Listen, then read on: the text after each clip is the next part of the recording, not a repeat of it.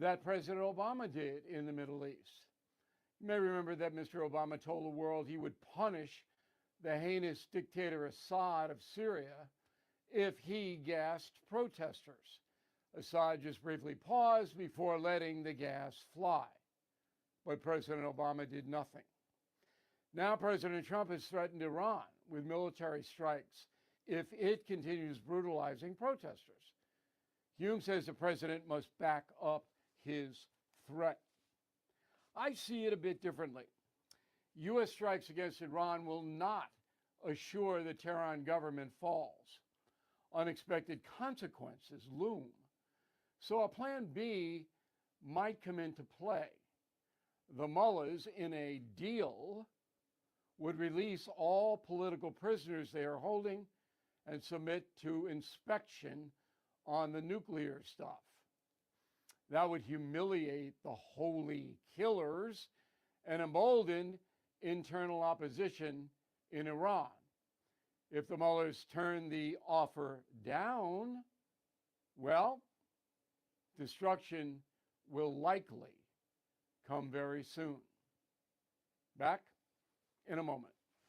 Trapped in a timeshare, fees rising every year while availability shrinks, resorts making exiting nearly impossible. That's why I partner only with Lone Star Transfer. They have helped more than 40,000 owners exit legally and ethically through a simple guaranteed process. No surprise fees, no unused vacations, no stress. Please visit LoneStarTransfer.com or you can call 855-551-7066. Tell them Bill sent you today.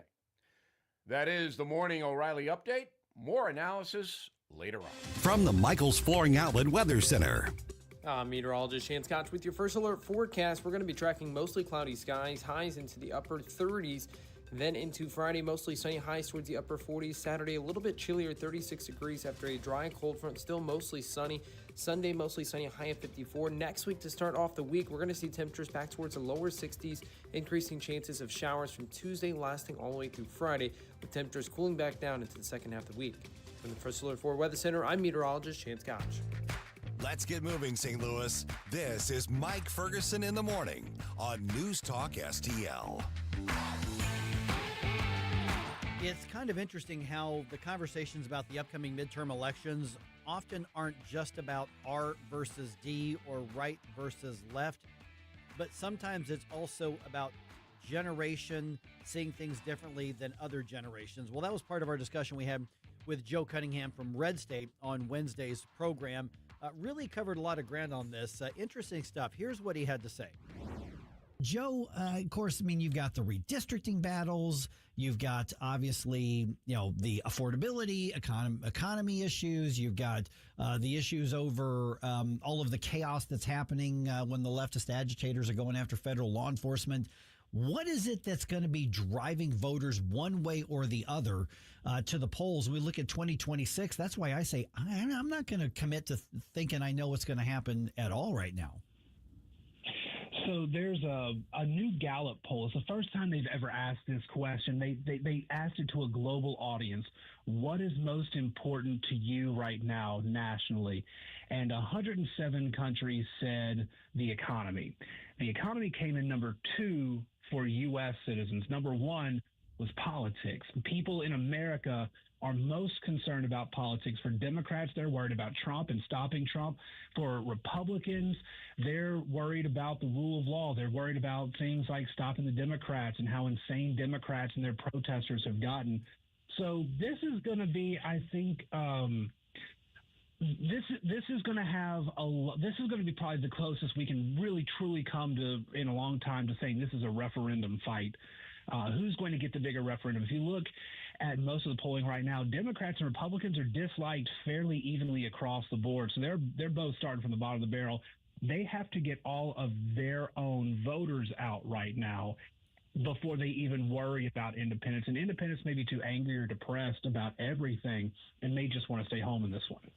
Well, that would be an interesting electoral outcome, Joe. In addition to working with me at Red State and holding down the fort there at Capel and Lafayette, you've been moonlighting on us because you've got an article today in the Washington Post about, speaking of midterms, Senator Bill Cassidy and why he's got at best an uphill battle to retaining his seat. So Joe's been cheating on you. He's been cheating on us. Yeah, I know. You know, there's plenty of me to go around, but the whole thing, that what makes the Louisiana race so interesting is this isn't going to be a race that determines control of the House or the Senate. But it's very interesting in terms of seeing with the deepest red voting base is how much does Trump's influence carry when he's not on the ballot. So Senator Bill Cassidy is one of the three remaining Republican senators in office who voted to convict Donald Trump in that impeachment trial in 2021. And he and another one, Susan Collins, are up for re-election this year.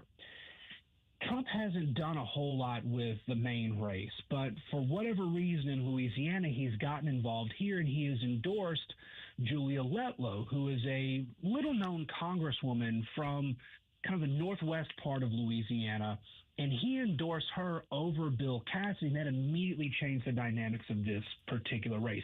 Cassidy always had an uphill battle. That vote to convict Trump, his vote for the Biden infrastructure package at the start of Biden's term, a couple other things that he had done really left a sour taste in Republican voters' mouths in Louisiana. But Cassidy has kind of always played it as a moderate. The problem is he can't really get a whole lot of moderate voters because he also had one key vote, a very high-profile vote that has completely alienated him from the center and even center-left in Louisiana, and that's voting to bring the Robert Kennedy nomination to the floor of the Senate. Remember, he had all sorts of media coverage of him being the spotlight was on him about he's the guy who's going to decide Robert Kennedy's fate. RFK Jr.'s fate is in Bill Cassidy's hands. He votes to get him through the Health Committee, and then he goes to the floor. RFK becomes the Secretary of Health under Donald Trump. So from both his left and his right, Bill Cassidy's getting attacked by folks for his record in the Senate, and so that's become a major liability for him. His base has shrunken considerably. Now you've got Julia Letlow who's running. She can pick up a lot of the more moderate and slightly center-right female voters of Louisiana. You've got John Fleming, who will pick up, he's a state treasurer. He's going to pick up a good conservative vote. But also a lot of folks who see Trump endorse Julia Letlow, they're going to side with her as well. So in most recent polling, other than his own internal polling, Bill Cassidy hasn't gotten above really the mid-20s in terms of support, and plenty of head-to-head matchup polls show him losing to either Fleming or Letlow. So Cassidy, at best, has an uphill battle, like you said, Susie. At worst, it's an impossible path. Producer Jerome chiming in real quick. Thank you for joining us this morning, Joe. So I'm what's called a zillennial. I'm a very young millennial / older on the Gen Z side of things. What I've noticed for my generation and the youth in general is that we are shifting further right, but the highest percentage of people are actually voting or registering as independents. How do you anticipate that this could affect the outcomes of both the primaries and maybe when it comes time for 2028's election? You start with millennials, my generation too, and then you move younger. We've lived through what seems to be crisis. We've lived a series of crises through our lives.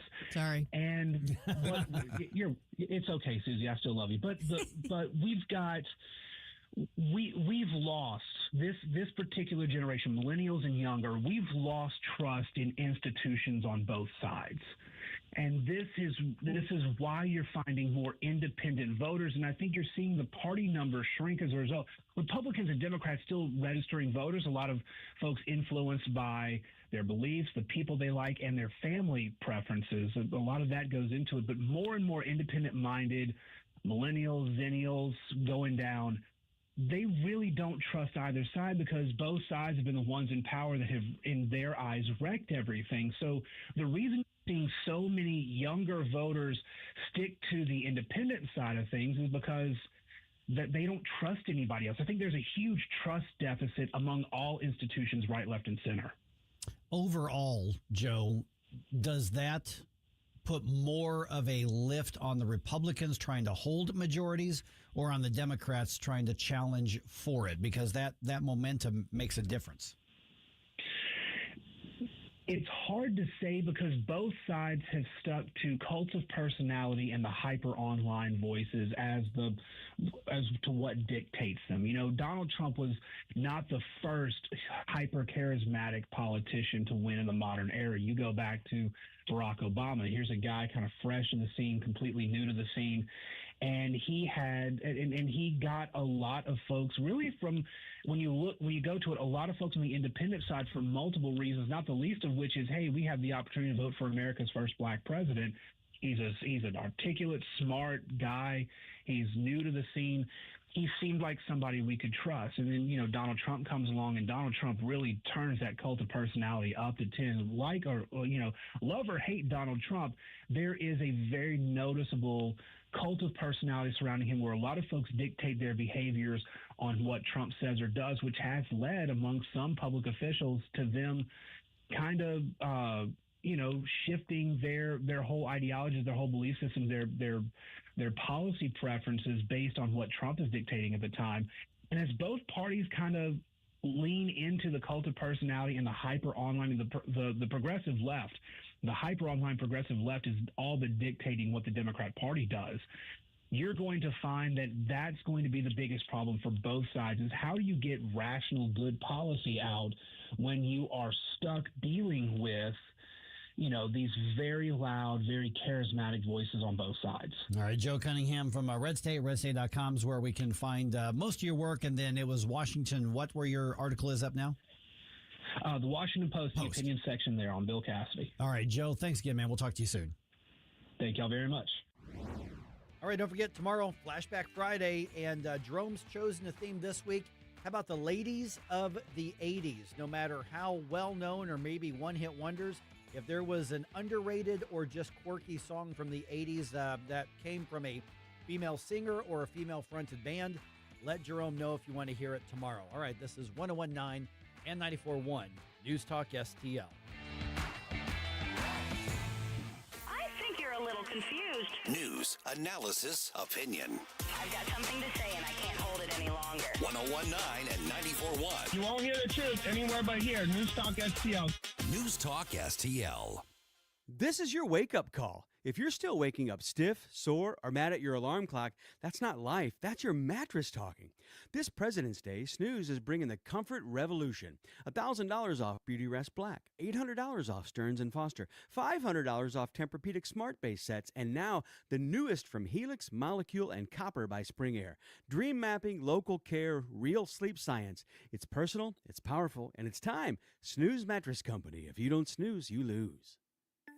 The Herzog Foundation is the vision of its founder, Stanley Herzog, and it exists to promote quality Christ-centered K-12 education nationwide. Hi, this is Chris Stegall with the Herzog Foundation. We offer a wide variety of resources relevant to today's families, including a free online publication called The Lion. The lion is one of God's most majestic creatures, symbolizing strength and courage. Named for its attributes, the Lion publication carries articles covering a wide range of topics facing American families and culture, especially related to the education of children. The Lion can be found online at readlion.com. That's READ lion.com. Sign up for The Lion at readlion.com and find dozens of must-read articles published every day. Visit readlion.com and subscribe for the weekly and daily digests so you never miss an article. Readlion.com. That's readlion.com. The world's best athletes, the biggest stage, the thrill of competition. News Talk STL brings you Winter Game updates 4 times every weekday, starting February 9th. Get the latest results, medal counts, and top stories from the games. Stay connected to all the action as our athletes go for the gold. Brought to you by Corel Roofing and Best Buy Flooring. Details at NewsTalkSTL.com.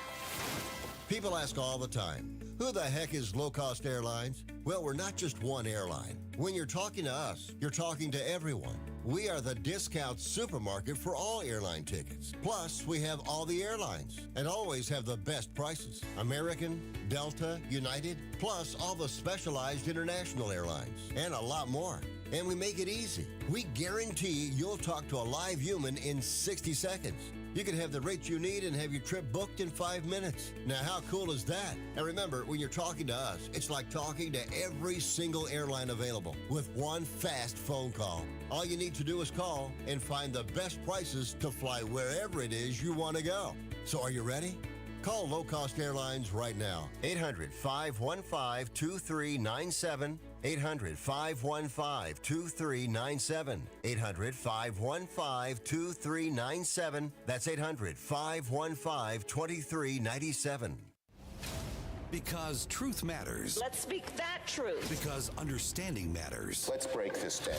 With all that's happening. And it's happening a lot faster. What matters most is... the only question that matters here. Are you informed? Important issues that are facing this country. Depend on us. The latest events. The information you need. Here are the facts. When you need it. We always have great conversations. You guys have a great radio station. 101.9 and 94.1. News Talk STL.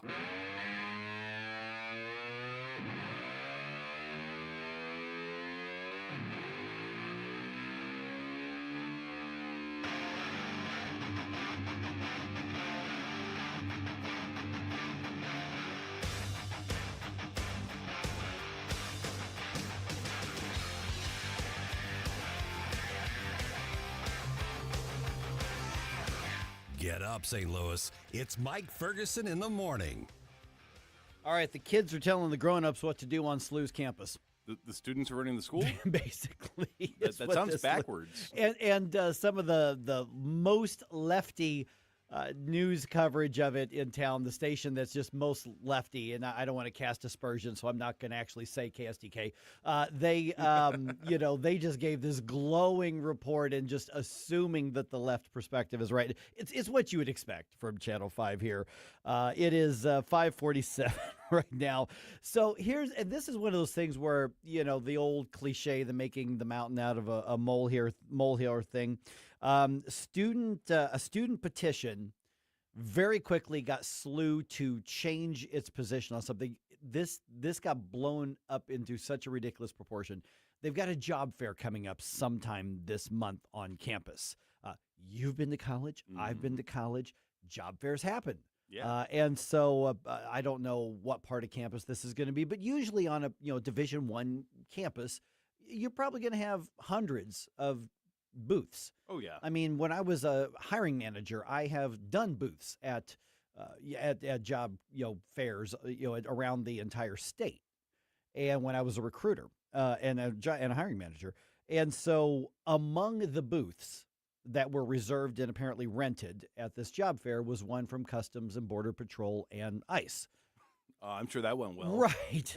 So the snowflakes melted on campus, and they started a petition, and within days the university says, oh, okay, yep, nope, all right, yeah, we're not going to do it, and banned the DHS agencies from being on campus and having a booth. So the students, if they were interested in possibly working for them, well, they're going to have to go out of their way to go contact them now, because the students were like, no, they can't be here. And I'm going to play some audio a little bit later from the report from Channel 5.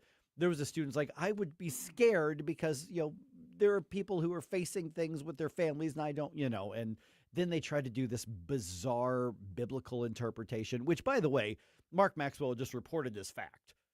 It was just, listen, the guy's not a dumb guy, but his reporting is just so blatantly biased constantly is basically laughable.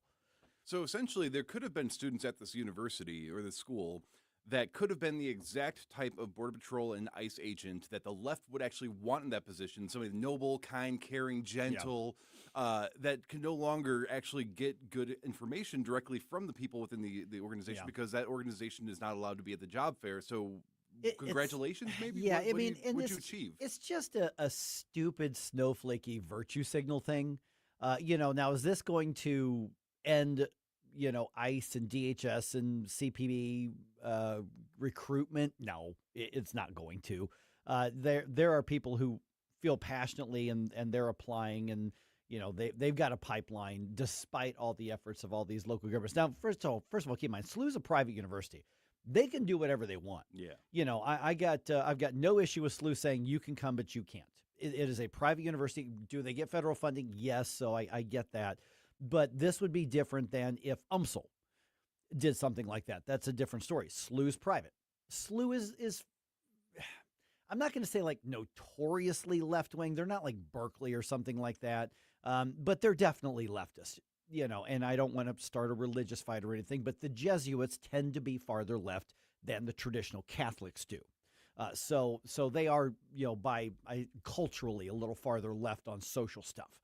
That's just kind of the history of it right there. Not all. They've got a few, on there. I mean, Rachel's PhD came from SLU, and she's, she's not leftist on most things. But there's, that's just kind of the lay of the land there at SLU.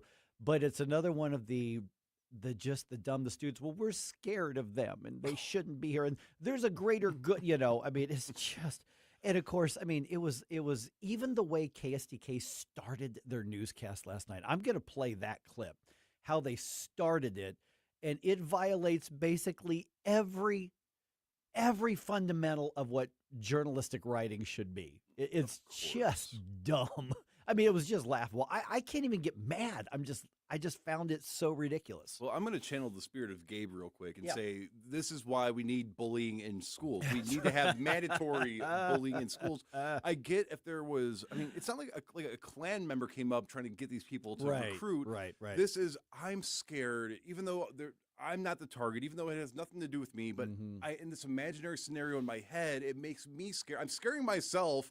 You need to do something to make me not scare myself. Right. That's ridiculous. Give him a wedgie. Okay. And there's also a connection to the city government now because, 2 or 3 of the alder critters graduated from SLU, which isn't a surprise. And so they're working, and I'm going to have the details in the news dump here in a few minutes. They're working on a bill, and I don't know how close it is to going through the process, but they're working on a bill that would basically try to ban ICE and DHS from setting up a detention facility within the city limits. And they think they've found a way to do that. It's kind of patterned after what they've seen in Kansas City and some other places. So the virtue signaling is going on there. And the funny part is the media reached out to the mayor's office and said, is ICE coming to town? And Mayor Spencer's office basically says, we don't know. We have not heard anything about ICE wanting to set up. There's no known plan for ICE to set up a detention facility in the city. So they're addressing something that, as far as we know, isn't even in the works in the first place, which means you've got basic virtue signaling. I'm glad you say that because I've already been seeing on some of the St. Louis groups that I'm part of online that there are people that are trying to already organize and report that there might be ICE activity here, there might be detention here, there might be undercover, and they're trying to organize all this stuff. But rightfully so, some people are saying, well, you guys are saying, like, I think, and I assume, or what, you're not actually confirming anything right now, but that's already going around the city right now in some of these groups. I've heard some of that too. And I've even heard some mainstream media, reporting, there are rumors of everything. Yeah. I've heard a rumor that you've got a tramp stamp of a flower on the below of your back. I can't confirm that. I don't want to, but I just said it, so therefore it's a rumor. Yeah. So I guess we could report it. You don't have a tramp stamp on the. Do you? I plead the fifth on that. But I also heard a rumor you were in Puerto Rico to play soccer, not baseball. Oh, easy. That's easy. Quite slanderous, isn't it? Oh, that's rough, man. Oh. Geez. All right. Okay. So speaking of the ICE stuff, it was interesting. A couple comments the president made. Is he feeling the heat from all the leftist pushback and the way the things have spun out of control and are chaotic? Okay. So here's why I asked that. Greg Cluxton has this story out of Town Hall. In response to the ongoing unrest in Minnesota and cooperation from state and local officials, the administration is drawing down the number of ICE and Border Patrol officers. President Trump told NBC News that he ordered the removal of 700 federal agents from the state. Asked about lessons learned from Minnesota, the president said he learned that we can use a little bit of a softer touch. But, he added, you still have to be tough. Greg Clugston, Washington. Okay, so I think you're going to see a lot of folks on the left run with that softer touch thing. Now, I don't know what the president's thinking. I'm not going to try to do the pundit thing, and I know I'm going to tell you exactly what this means because it's Donald Trump. He could change, his perspective and wording minute by minute on this. But to say, okay, maybe we need to do a little bit of a softer touch, is that likely a reaction to the chaos and the criticism and the heat that's happening? I don't know because I think when we see this conflict, depending on what tribe you're in, you feel very strongly about it. If you're farther than center left, then clearly this is heavy-handed, fascist, Nazi, whatever. If you're farther than center right, then this is clearly the left that's attacking and causing all the problems. If you're in the middle between center left and center right, you see it as a horrible, tragic situation. But my guess is even on the center left, they're looking at the leftist agitators as the ones at fault. And I think that invasion of like the church has left a sour taste in a lot of people's mouth, including those on the left who do have the common sense, and we just happen to disagree on stuff. Some of these staunch Democrat voters that I knew, some of which are even my age, are now redefining themselves because of how far left the Democratic Party has gone. Yeah. And because they want to specifically separate themselves from the absolute radicals and the far leftists. So we are seeing that bit of a shift. In terms of President Trump's policy, though, it seems like he wants to keep them as on board with what's going on as possible. And I kind of feel a little bit betrayed, to be honest. Yeah, I mean, I guess it depends on what he means now with the drawing. Oh, are we at 56? Okay, my bad.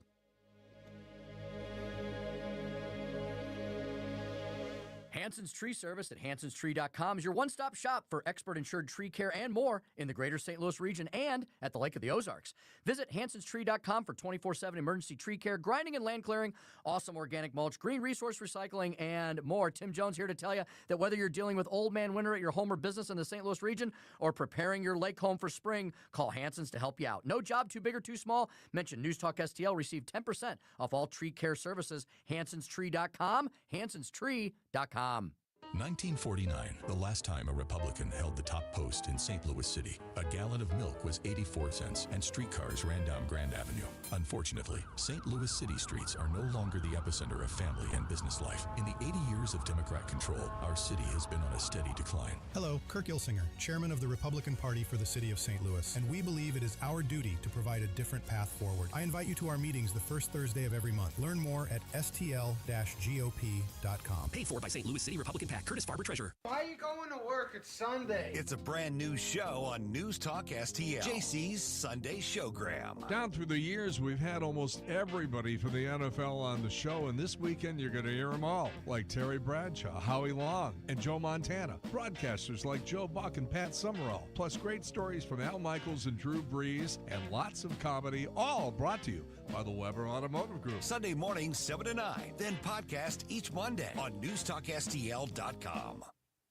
Why has Steph's Pizza become the place to go for St. Louis-style pizza, appetizers, salads, and pastas? One taste and you'll know. Dine in, pick up, delivery, even DoorDash. Locally owned and operated with legendary pizza and a new location in Lake St. Louis at 111 Palm Fort Trail, in St. Peters, St. Charles, and the original Stephanitas in O'Fallon on Veterans Memorial Parkway. Steph's Pizza is proud to be part of the News Talk STL family. Check them out at stephspizza.com. And remember, tonight's a good night for Steph's Pizza. Streaming TV is where it's at. It's not about cutting the cord anymore. That's old news. It's all about your customized TV options. With the best and cheapest high-speed internet and your own TV subscriptions, we've got your dream TV lineup. Between wired and satellite internet and TV, you now have tons of options. Save money and get more internet speed and better TV today by calling the Whole Home Connect. We scan your location and offer you the best TV and internet options. And we always have specials and promotions. So when you call, ask about that. Take 5 minutes of your time, make this free call now, and learn how to save money and get better internet and TV for your home anywhere in the U.S. Make the simple and free call now. 800-257-1632. 800-257-1632. 800-257-1632. That's 800-257-1632. KLGY HD3 Clayton, K270BW Bellefonte, KNBS Bowling Green. This is News Talk STL at 1019, 94.1, and always streaming at NewsTalkSTL.com. The last remaining nuclear arms pact between Russia and the U.S. expires today. It removes limits on their atomic arsenals for the first time in more than a half century. Russian President Vladimir Putin has expressed readiness to stick to the treaty's limits for another year if the U.S. agreed. President Trump has been non-committal, saying that he wants China to be a part of it, a push that Beijing has rebuffed. China's Foreign Ministry spokesperson Lin Jian told a news conference that China would not participate in the treaty because China's nuclear forces were not at all on the same scale as Russia and the U.S. Correspondent Karen Chamis. Head of tomorrow's U.S.-Iran nuclear talks, President Trump says Iran's supreme leader should be very worried if he's trying to rebuild his country's nuclear program. 84-year-old Nancy Guthrie's family is pleading for her safe return. The mother of the Today Show's Savannah Guthrie was abducted from her Arizona home last weekend. Savannah and her siblings posting a video to Instagram appealing to the kidnappers. We need to know, without a doubt, that she's alive and that you have her. The family posted the message Wednesday after police conducted a search in and around Nancy Guthrie's home for several hours. Mommy, the Today Show host also with a message for her mother. You are God's precious daughter, Nancy. We believe and know that even in this valley, He is with you. I'm Ben Thomas. All patients safely evacuated following last night's fire at the Orthopedic Institute of Lehigh Valley Hospital, Dixon City, Pennsylvania. It's just north of Scranton. On Wall Street this morning, the Dow futures 23 points higher, NASDAQ futures up 26. More on these stories, townhall.com. The following is a real-life story from Trinity Debt Management. I had a lot of credit card debt, and it stressed me out. But what I thought was a solution turned out to be a problem. I kept hearing ads about debt settlement that seemed too good to be true. And actually, it was. When I called, they told me to stop paying my bills. That didn't sound right to me at all, so I hung up. Later, I found out that debt settlement is bad, real bad. Then I learned that there is a right way to pay off your credit cards. It's called a debt management program from the great team at Trinity. Trinity had a plan. In the end, I paid off my bills, I saved thousands, and I even improved my credit score. If credit card debt has you down, call Trinity at 1-800-990-6976. My name is Heather. Please forget debt settlement and remember Trinity Debt Management. 1-800-990-6976. Taiwan's ties with the... From the Michaels Flooring Outlet Weather Center. Meteorologist Shane Scotch with your first alert forecast. We're going to be tracking mostly cloudy skies, highs into the upper 30s.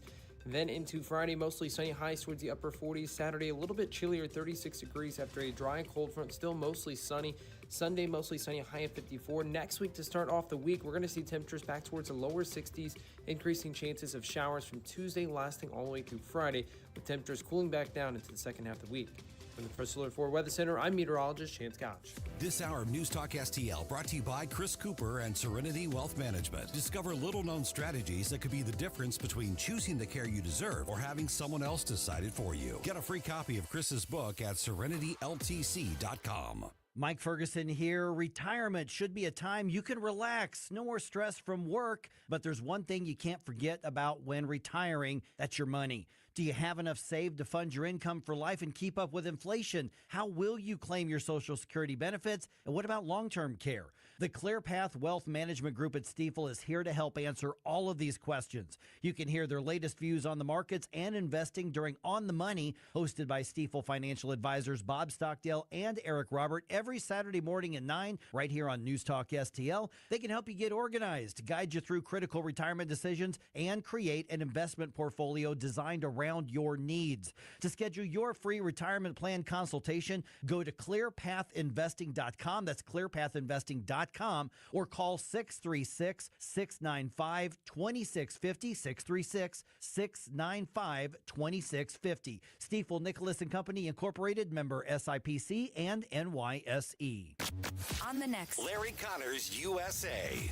Today's story behind the story, more on busting the chicken ranch and the man Marvin Zindler. Larry Connors USA. Now weeknights 6 until 8 on News Talk STL. Mike Ferguson. Well, I'm sick and tired of smart guys. Susie Moore. Get out of here and stop playing victim. Get up, St. Louis. We have federal regulations that prohibit hunting duck, and yet it's legal to hunt humans. Mike Ferguson in the morning on News Talk STL. All right, St. Louis's Board of Aldermen wants to take a stand against ICE. Okay. Because of course they do. Preemptively. Yes, yeah, precisely. And you can meet some of the conservatives running in some upcoming school board races this evening. We're going to tell you where on that. And Blues have another rough night. Do they have any other kind anymore? No, and it's honestly, I don't know if it's better if you just go into the game and get curb stomped, or if you're almost going to win and you're that close and then it's yanked away from you every single time, which is basically what's happening to the Blues right one. now. Yeah. All right, 6:06 right now. I'll give you the details on that in just a moment. Let's go ahead and start off with a news dump here. The morning news dump. Are you joking? Is this a joke? Listen, folks. The morning news dump. Okay, so the St. Louis Board of Aldermen will soon consider a bill to block any federal detention centers in the city. The bill that's being worked on now, and it's not up for a vote just yet. It's going through the process. It would place a 5-year moratorium on any city permit for detention centers that are not run by the city. That's how they're framing it. Okay. So no, it would be against the law for 5 years to approve, allow the permit or anything unless the city's building a new one. Now, as of now, there are no known plans for DHS or ICE to put a detention center in the city. The first place, the mayor was asked about this by some media, and they said we don't know of any plans for ICE or DHS or anything like that. Well, that was going to be my question is this a thing? Like, were they talking about repurposing some of the empty space in the city for that purpose? Because I haven't really heard any rumblings of that. So yeah, neither is City Hall, but the alder critters are basically virtue signaling. Well, great. But I will say that the strategy that they're using on that, unless there's something in federal law that just preemptive, we can go put this wherever we want and we don't need the permission of the locals. But their strategy is unique in that saying we're going to ban ourselves from agreeing to this. Yeah. I mean, it sounds like a whole, like you said, it's a virtue signal. It's, yes. I'm glad they're putting their efforts into making sure of that. But because all the potholes are filled, and except for the one that fell apart on Spruce last night. I saw that. Yeah, like a 2-3 foot hole just. The first thing I saw was the writing on the street, and I was like, was there graffiti? Because it said undermine, and I was like, what is that? And I'm like, oh, there's an undermine. Yeah, there's a mine under there. Yeah, a vehicle drove on Spruce, is like around, I think it was around 4th and Spruce, so not too far from the stadium. Yeah. And they drove by, and then just whoop, there was this hole that fell partially on creepy. Spruce. Yeah, jeez.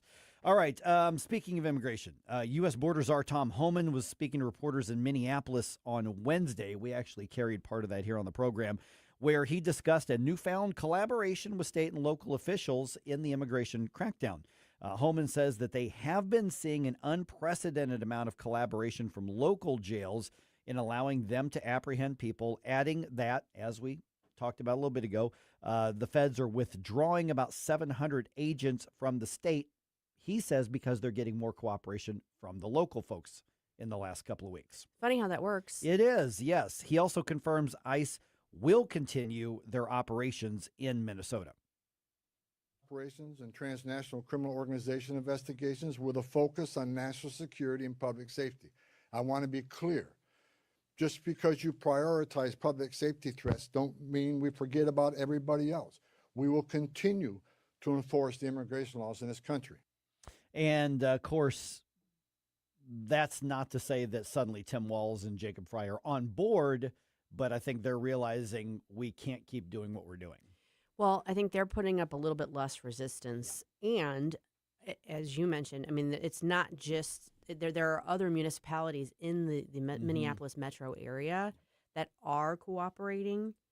And what ends up, we've been talking about this all along, why you're not seeing this in red states. When the local authorities are cooperating and say, hey, we've got this guy here who you have a detainer on, they can go pick him up. There isn't a big hubbub. They're not having to chase somebody down. There's not, it just doesn't allow for the chaos that we've been seeing. Right. And they're, like, for instance, when I was in elected office in city government, one of the things I learned is when another jurisdiction is using your jail for holding, they pay you for that. Yeah. You're reimbursed for that. Right. So it's not like the cities are losing a bunch of money off this. It's one of those weird things where it's good to get the revenue in, but it's also you want them out of there as soon as possible. So the incentives actually go both ways. Sure. Yep. All right. Well, the partial government shutdown is over. But speaking of ICE and all of that, the negotiations over Homeland Security funding are continuing on Capitol Hill. When Congress approved the final government funding bills, it passed a temporary 2-week extension for Homeland Security. Democrats are demanding changes to how ICE enforces the nation's immigration laws. The two parties have until next Friday to reach an agreement. House Democratic leader Hakeem Jeffries warned that Democrats would not support any more stopgap funding without substantial changes. House Speaker Mike Johnson said he expects an agreement to be made. Greg Clugston, Washington. And just in case you are curious about Hakeem Jeffries' perspective on this, here's part of what he had to say. ICE is completely and totally out of control. Immigration enforcement should be just, it should be fair, and it should be humane. That is not what is taking place right now. They're going to work out something. I got to tell you, I'm a little nervous about the Republicans caving on some areas. I mean, you've got, for instance, Eric Schmidt, who said we should not give an inch. So there is part of the conservative aspect of the Republicans who are saying, no, we're not giving in. But I wonder if the Republicans aren't going to give something on this. Well, it depends on what that is. Yeah. Because if you look at the list of demands, have you seen the 10 demands? It's nutty. Yeah, including what we were talking about last week. No ICE around sensitive areas, including polling places. Right. What? Why would that be a thing? Yeah, why would that be an issue? Why would that be an issue? So yeah, I could see there being a little bit of like nibbling around the edges where there's like, okay, they'll all have a designated number for identification. I mean, so something where it's like They've you're got giving, to display their badge, you're giving something, but you're not really giving anything. Well, one of the demands, it was funny, the Democrats were like, we demand that they all wear body cams. Okay. Yeah. Yeah. I'm for that. Exactly. So I think that there's some of the things in here that you could maybe give on without really giving up the point of immigration enforcement. Yeah, they want talking points in the midterm elections. Right. Yeah. And so, I mean, I guess you can just say, no, we're not going to even give you that. But then, I mean, they've got to do something to get this done. So that's what my read on it is, but we'll see. Yep. All right. The man who tried to kill President Trump in Florida, because I have to differentiate these days, learns his sentence. Ryan Ruth was caught with a rifle alongside a golf course in 2024 where the president was playing around to golf. Ruth was waiting for the president when he was spotted by the Secret Service. On Wednesday, Ruth was sentenced to life in prison. Prosecutors say he planned the assassination attempt for weeks, and he has shown no remorse to this day. No, he's an odd duck. Yeah. Really odd duck. And I still feel like there's some legitimate questions as to his backstory and that sort of thing. But I think this is appropriate. I mean, oh, yeah. I don't think it was really that much in suspense. The biggest suspenseful thing about it was whether or not he was going to hurt himself worse when he stabbed himself with a pen and in the neck with right after the verdict was read. Turns out he had a lousy lawyer. Himself. He, I just think about that for a second. Yeah. I mean, I'm glad that this has been brought to conclusion. I still think that there's so many questions that need to be answered, both about this attempt and about the one in Butler. Yep. And for whatever it's worth, then there was another 7-year sentence over the gun charge. Yeah. So it was like tacked on to the for life. He's in prison for life. Yeah. He's not getting out. Yep.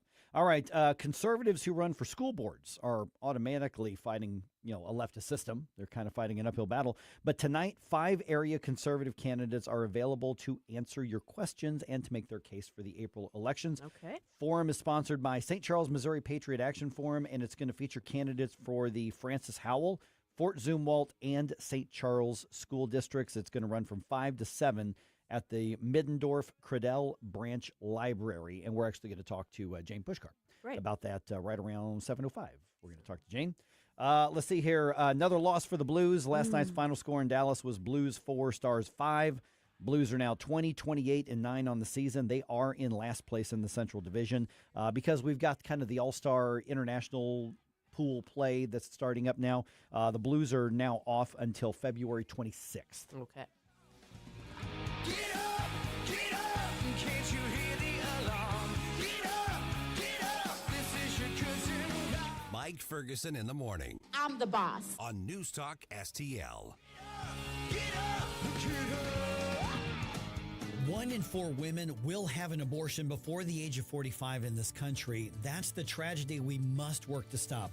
Mike Ferguson from The Morning Show here, and that is why Reach Reproductive Health is here, to empower parents to save the lives of innocent children and to see these families come to Christ. And you can be a part of saving and changing lives. So pray and visit outreachforlife.org to learn more, volunteer, and donate. That's outreachforlife.org. Simply Health with Dr. Brian Deloney. Are you doing everything right, but nothing is working anymore? You're not failing. Your body is depleted. I'm Dr. Brian Deloney. This week, we break down why trying harder backfires and how to restore your health at the root.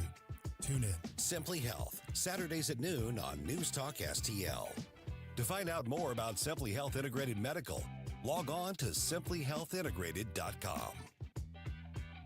Lower your car payment today. Lower your car payment today. Yes, you heard us right. You can lower your car payment right now by making this free call and save up to $1,400 a year on your current car payments. Think about your current car payment right now. What's that costing you per year? Now think about what it would be like to put an extra $1,400 back in your pocket. That's the average savings our customers experience. We can help you drive the same car and pay less every month by lowering your car payment's interest rate to as low as 4.67%. At Rate Genius, we can work with you to refinance any car payment. If you qualify, it costs you nothing to find out how you can lower your car payment. To learn more, call this number right now. 800-493-5670. 800-493-5670. 800-493-5670. That's 800-493-5670. This hour of Mike Ferguson in the Morning is brought to you by Stifel. Request a portfolio review from your Stifel financial advisor at stifel.com. That's STIFEL.com.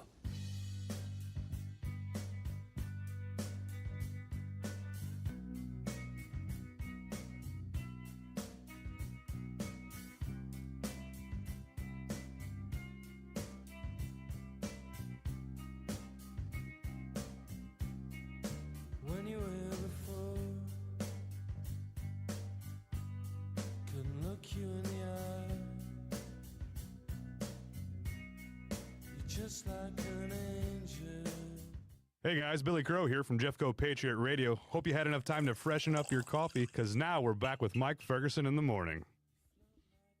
All right, some activists want to raise property taxes in St. Louis County. Well, why not? We can't go more than a few weeks without somebody talking about raising taxes. What is the attraction? And the voters have said no, even in the light blue county. So the reason I'm bringing this up, because Mark Harder was in yesterday, and he goes, hey, did you check out the meeting last night, meeting Tuesday? I'm like, nah, I said I missed that one. And so he was telling me what was happening. So they made their case for that at the county council meeting. So let me tell you what's going on here in just a moment. All right, but so much news, so little time. That's why you should check out. What should we check out? Red State. Red State, in order to keep up with it all in one spot. So, Susie, where should we start today? This is the Red State Rundown. Today in Red State, we've got a piece up from Bob Hogue regarding Karen Bass, the embattled mayor of L.A., who now it's coming to light maybe had more to do with them watering down the post-fire analysis report than she let on, which is more trouble for her. She's being challenged for her seat, and I think hopefully she'll be shown the door. Check that one out from Bob Hogue. We've got a piece up from Jennifer Oliver O'Connell, one of our frequent guests here on the show. This one is about the Supreme Court. Chief Justice Roberts finally moves to secure Supreme Court processes after the leaky media is hardest hit. This is kind of a very late response to the Dobbs leak. Right. But they've basically tightened up the ship. They have people signing NDAs, that sort of thing now to make sure to avoid any further leaks like that. Historically, the Supreme Court has had an incredibly tight ship in They the had a first good place. run. That's why that leak, not only because of the content, but it was shocking because leaks just generally don't happen from the Supreme Court. Even the people that are like the SCOTUS blog people that follow this religiously don't know ahead of time which opinion is coming out. They don't know that. So that was kind of a big deal. Last but not least, we've got Brandon Morse with a VIP article about Tom Homan.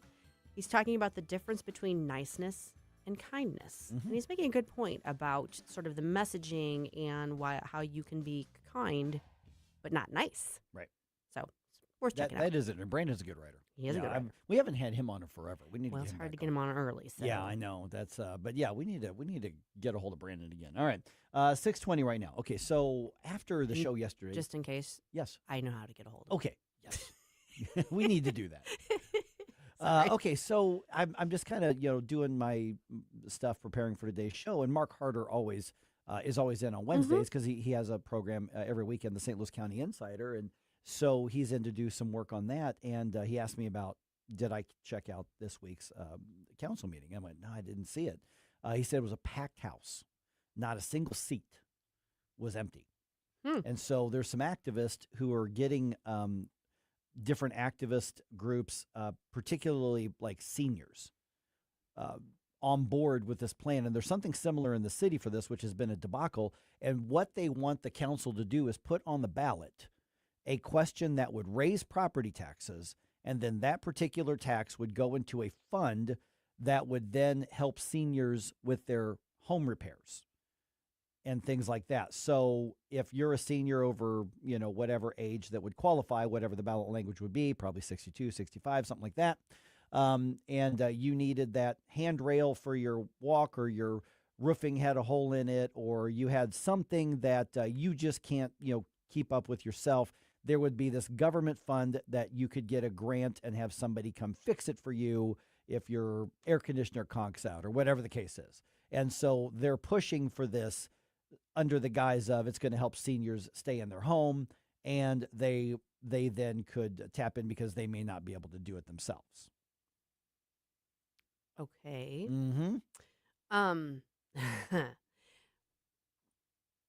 Would it be fair to argue that one of the benefits of the senior property tax freeze should free up seniors' funding a little bit to allow them to afford those sorts of things? In some instances, in others, there are area organizations that handle things like that. Churches, great outreach programs. Do we need the government to be reaching into our pocket to make this happen? See, that was my exact reaction. The last part in particular is Mark was telling me about and remember, they're not asking the county council to implement this. They're asking them to draft something and put it on the ballot. Right.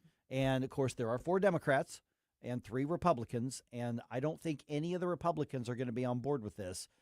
There are at least 2 Democrats I suspect would be all about it. So I don't know whether or not this is going to move forward or not.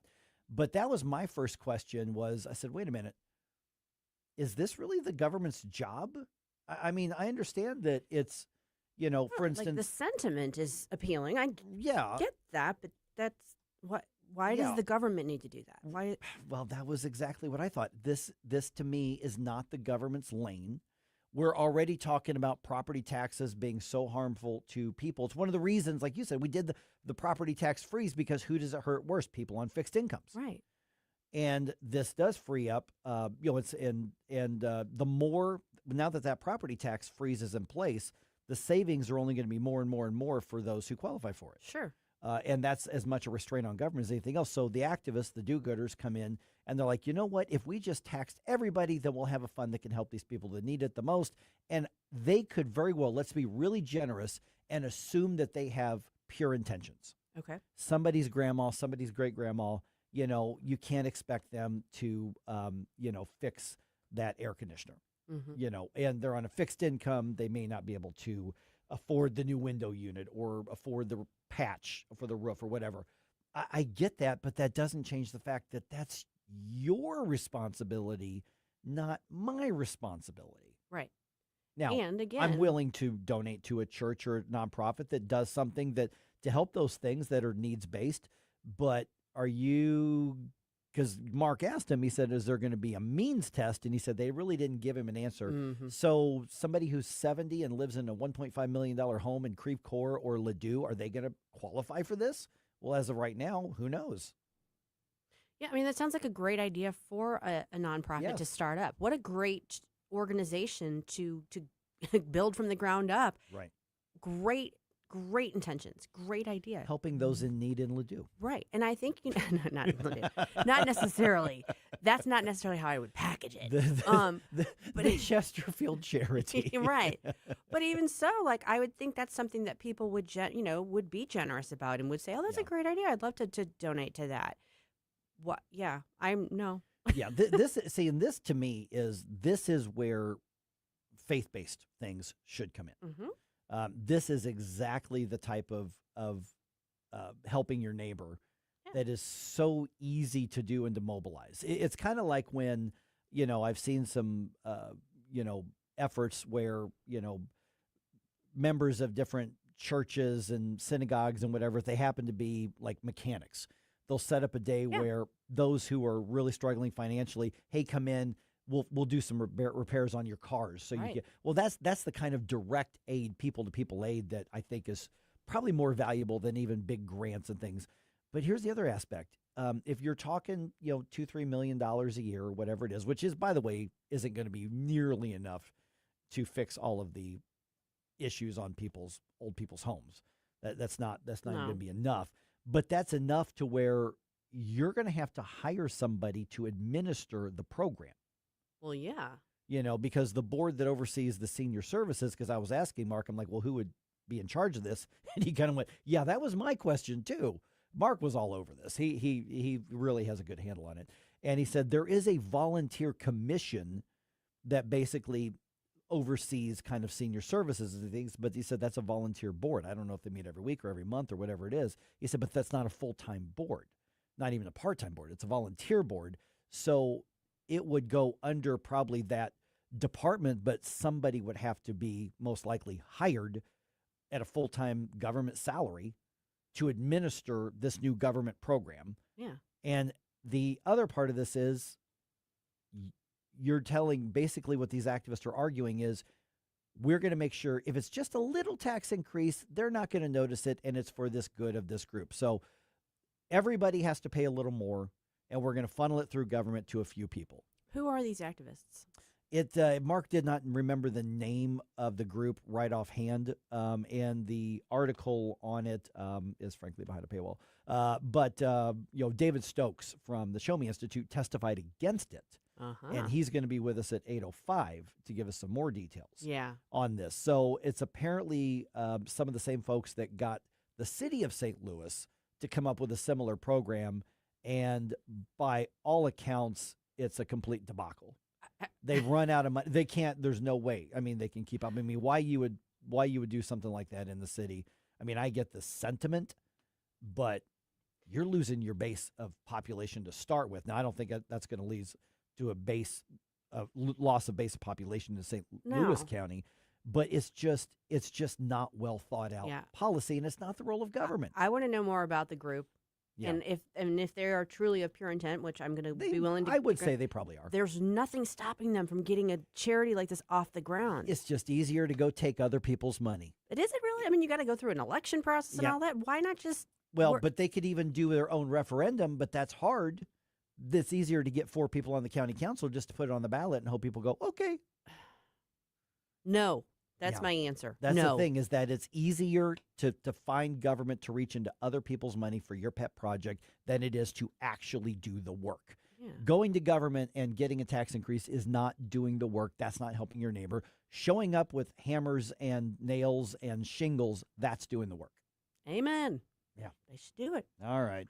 So David Stokes at 8:05 is going to give us the update on that. Well, good. In the meantime, if you're thinking about you might want to contribute to our Flashback Friday fun, we're doing Ladies of the 80s this week, right? I like that. Yes. Yes. Okay. I heard Mike say that, so I'm just copying him. Yep. Hey, so send in your requests to Jerome here at NewsTalkSTL. You can hit him up on socials or send them to Jerome at NewsTalkSTL.com. Thanks. And Ladies of the 80s were hot. Oh, yeah. Couldn't look you in the eye. You're just like an angel. Your skin makes me cry. You float like a feather. Mike Ferguson in the morning. People talk about federal money as if it falls from heaven. You know, we thank heaven for it, but it came out of people's pockets. On News Talk STL. From the Michaels Flooring Outlet Weather Center. Meteorologist Shan Scotch with your first alert forecast. We're going to be tracking mostly cloudy skies, highs into the upper 30s. Then into Friday, mostly sunny, highs towards the upper 40s. Saturday, a little bit chillier, 36 degrees after a dry, cold front. Still mostly sunny. Sunday, mostly sunny, high at 54. Next week, to start off the week, we're going to see temperatures back towards the lower 60s, increasing chances of showers from Tuesday, lasting all the way through Friday, with temperatures cooling back down into the second half of the week. From the First Alert 4 Weather Center, I'm meteorologist Shan Scott. This year, America turns 250, and News Talk STL is celebrating our nation's semi-quincentennial all year long.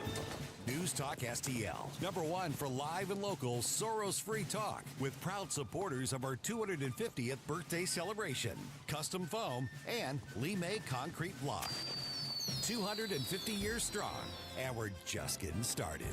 101.9 and 94.1 News Talk STL.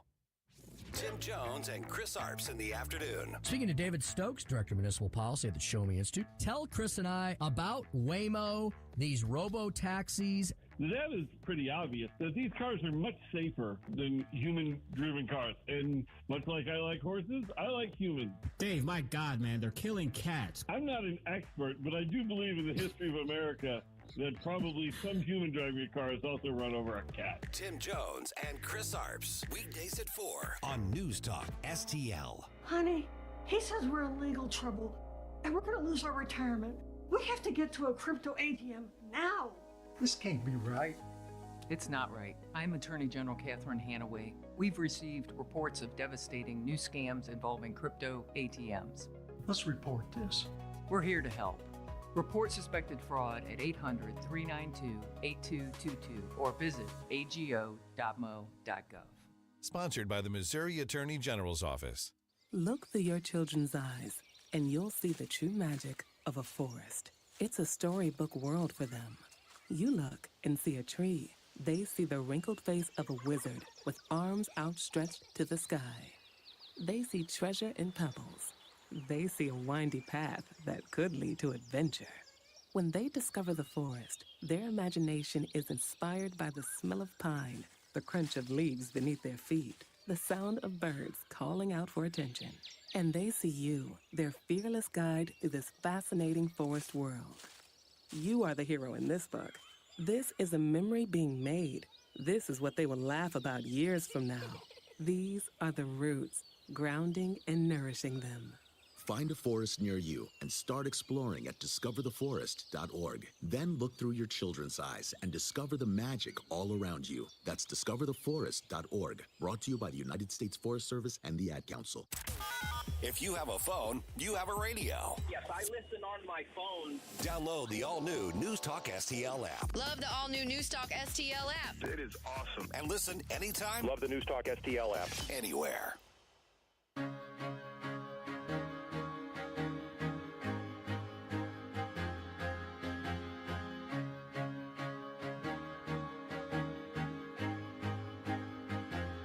I used to rule the world, seas that rise when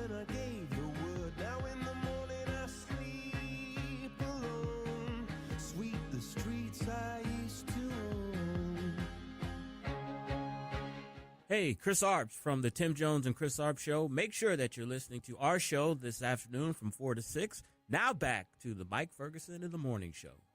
All right, is this a matter of go woke, go broke, or are things just that bad for newspapers in general right now? You saw this news, media news. This was huge. Washington Post, what we in the media business, we call it a bloodbath. When a massive layoff happens, almost a third of their staff, hundreds of jobs, let go this week. Yeah, that's a lot. That's a big, big, big deal. So how did this come about, and does it have anything to do with the Washington Post, let's say, aversion to objectivity and neutrality?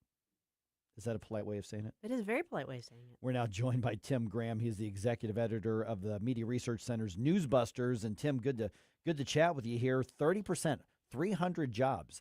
That's a big deal. Now, there's no question that things are struggling for newspapers in general, but is that enough to explain what happened at the Washington Post, or is it because of the market reaction to their content? It's both, but what's funny about it is, of course, the liberals are all like, well, see, you failed to endorse Kamala Harris. And they did lose like 250,000 digital subscribers, at least temporarily, because they were upset that they failed to endorse Kamala Harris. Like, that was crucial. But, clearly, yes, we all understand, maybe 100 years ago, the whole model for newspapers was let's try to be objective in tone to attract a broad audience. That's not the way that these national newspapers have been working, and especially not under Trump, where they really have been crusading. And when they get out there and they try to say, we hold powerful people accountable, it's like, no. You try to hold Republicans accountable by trying to destroy them, and you protect Democrats, where it's like, here's my question, Mr. Biden, and my picture on a card. Tim, I think one of the big surprises, just because, not that we haven't seen it coming in terms of the market itself, but for them to do away, for instance, with all of their sporting coverage, their sports writers and stuff, and also their Middle East coverage. So the segments that they're cutting out are kind of interesting. What do you think kind of accounts for that? It doesn't click. I mean, that's part of the problem. I mean, and so if you want to know what's going on in Cairo, you're not necessarily subscribing to the Washington Post. You probably put in Egypt in Google and get the BBC, or you're going to get actually media outlets in Egypt or in the Middle East. Sports, here in Washington, so many places to get your sports on the sports radio, but also all over, blogs and podcasts.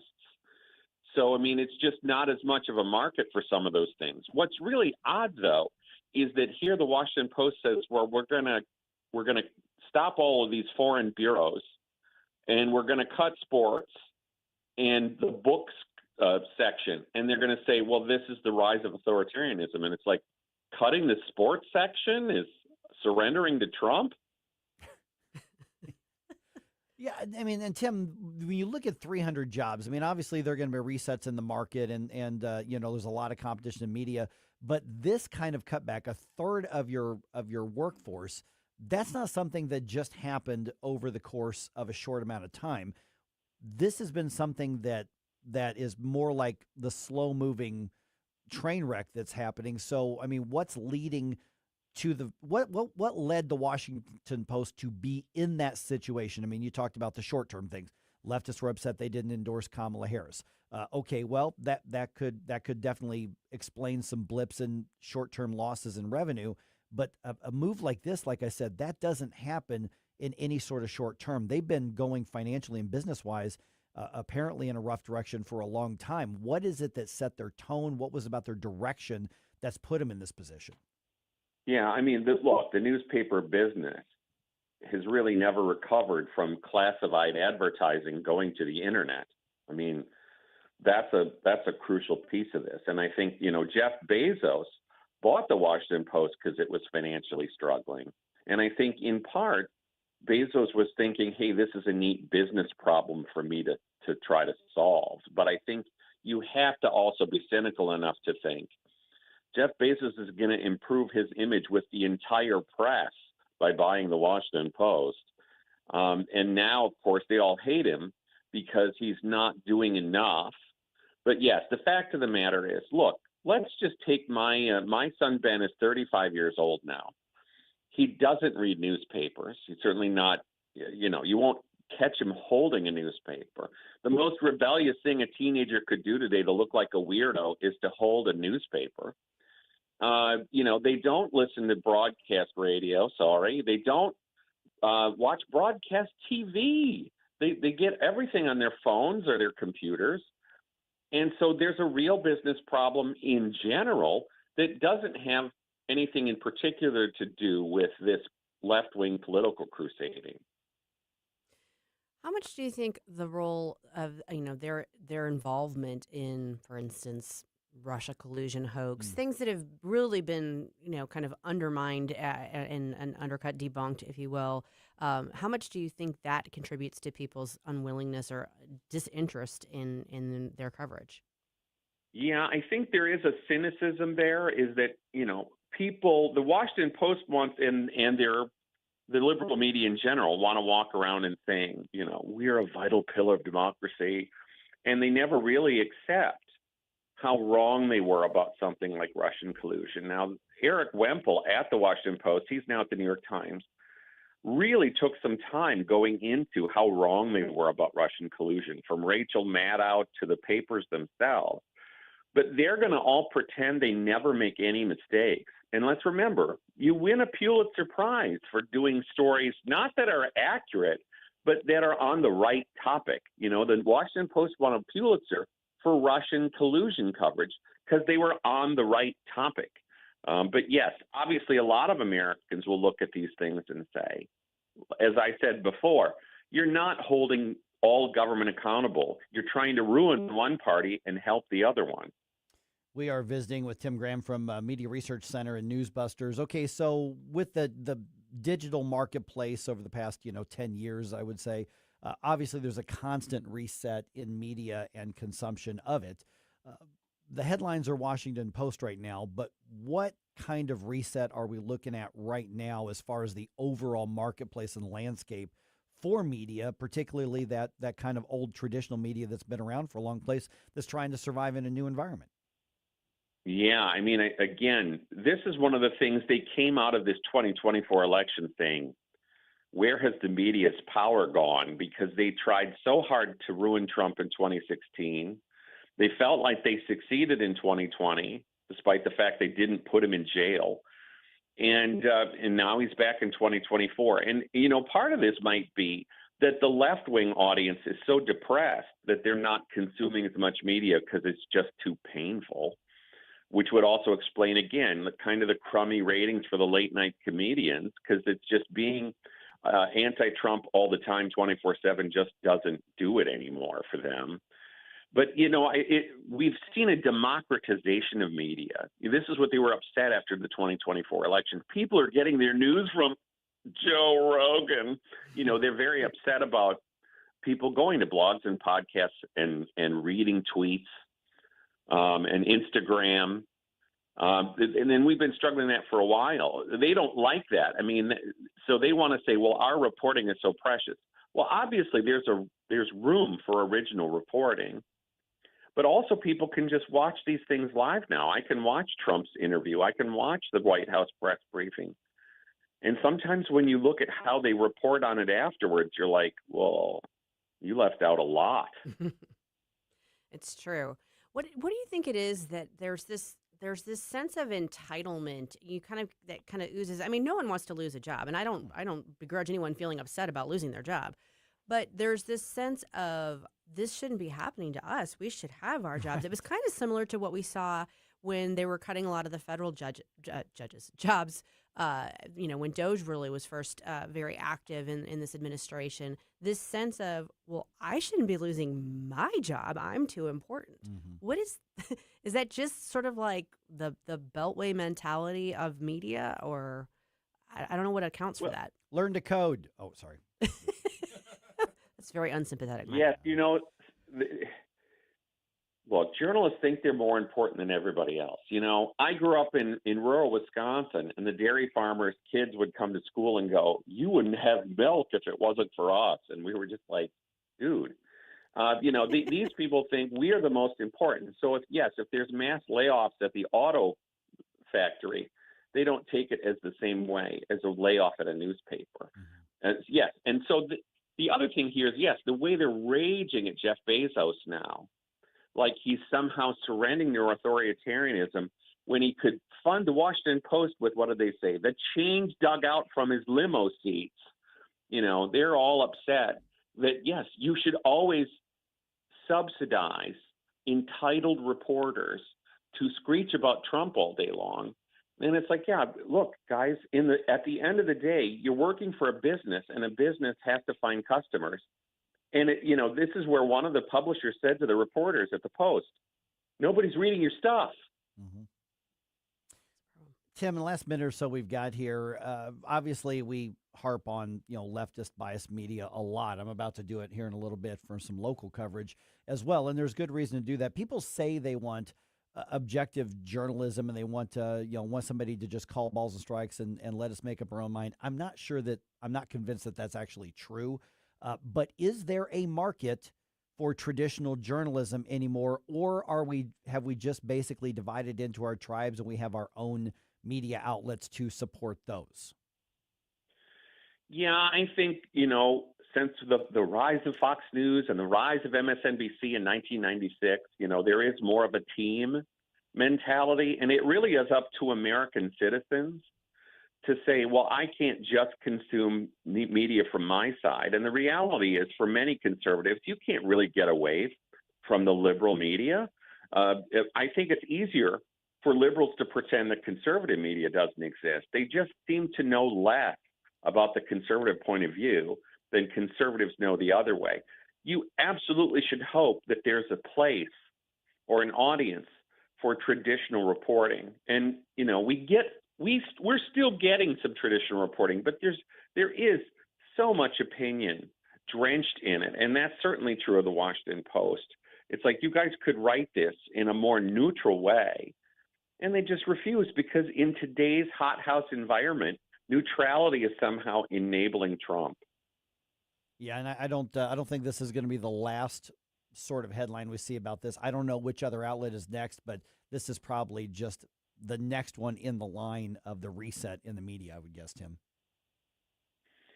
Yeah, I spent the summer and fall of 1988 in St. Louis, and I could certainly say the Post-Dispatch is a Washington Post type. Yeah. I don't. Which Republican in St. Louis is still subscribing to that? Well, yeah, and they've already had rounds of layoffs. I mean, they've had cutbacks. They don't even print the Dispatch, there, what we call the Post-Disgrace, in St. Louis anymore. They print it somewhere else and drive it in every morning. Yeah. Yeah. So, we've seen that. All right, Tim, obviously we want to follow your work. We've tagged you on social media already, but people want to get in touch directly, website, social media accounts. Where do you want people to go? Yeah, we're at newsbusters.org. We have, obviously, Newsbusters X account. I'm at Tim J. Graham, and we have the Newsbusters podcast twice a week. Great. Tim, we'll talk to you again soon. Thanks so much. My pleasure. Thanks, Tim. This probably won't surprise you, but the left-wing St. Louis city government is working on a plan to block ICE from setting up shop in the city. We'll tell you about that in the news dump here at 6:50.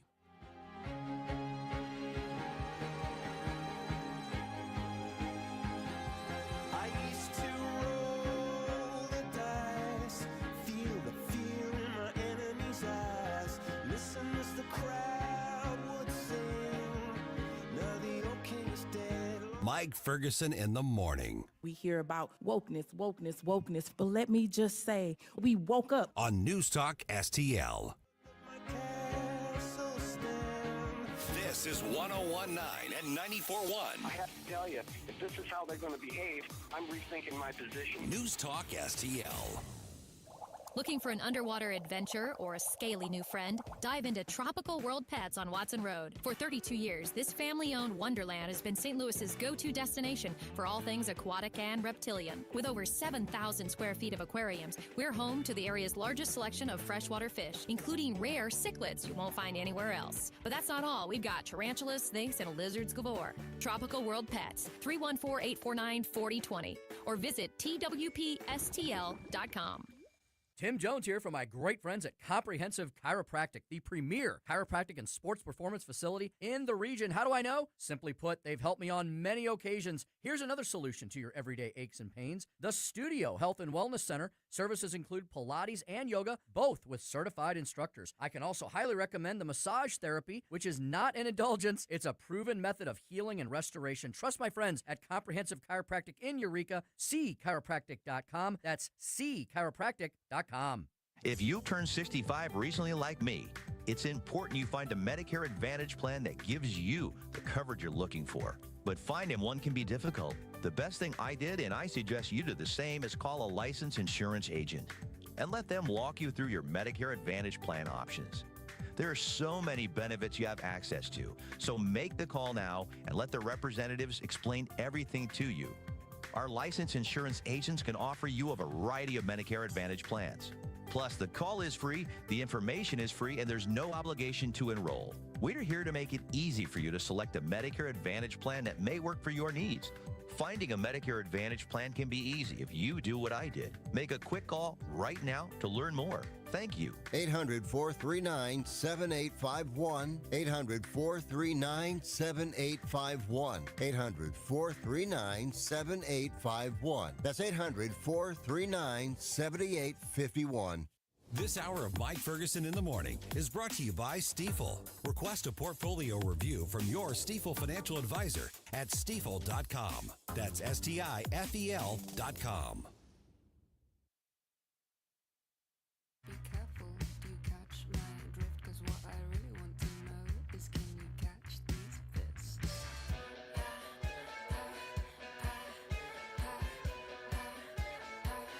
Man down.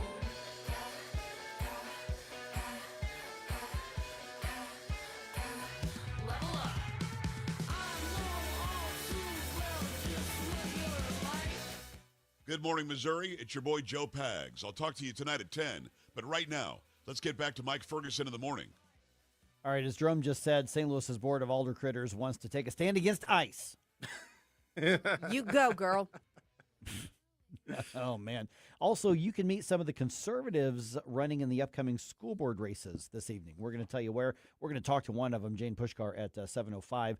And it's not just Francis Howell. There's 3 different districts represented in this. And Blues and another rough night. Another rough night. All right, 6:52. Let's go ahead and do another news dump here real quick. Successful dump. Wake up, America. It all worked out. You know, I mean, they got all the news. The Morning News Dump. All right, the St. Louis Board of Aldermen is going to soon consider a bill to block any federal detention centers in the city. You may say, well, how are they going to do that? Here is the plan that's being worked on right now. The bill that's proposed would place a 5-year moratorium on any city permit or approval for detention centers not run by the city. So it would not be specifically saying we ban ICE, we ban DHS. It would say, if it's not ours, we're not going to allow it. That's how they're framing it. Okay. Yeah. As of right now, there are no known plans for DHS or ICE to put a detention facility in the city anyway. Okay. Well, sounds like they should tee that one up right after voting not to allow any NFL franchises to build a stadium in the city. Yeah. Jeez.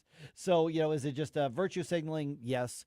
They're patterning this after what they've seen in some other cities, including Kansas City, because I suspect somebody said, yeah, if you target one federal agency, it's probably going to get thrown out in court. So they're saying it's a moratorium on us issuing permits, and that's the strategy that they appear to be using. Whether it's legally sound or not, I have no idea. Yeah, I don't even know. I mean, even if they said we aren't going to allow any federal facilities, that might be what would get them in trouble. But I don't even know that it would, to be honest. I don't know that they can force you to build something in your jurisdiction. Right. Yeah. Usually there's deals worked out. There's Right. a financial incentive involved. But yeah, I guess bully for them. Yeah, we'll see how it works out.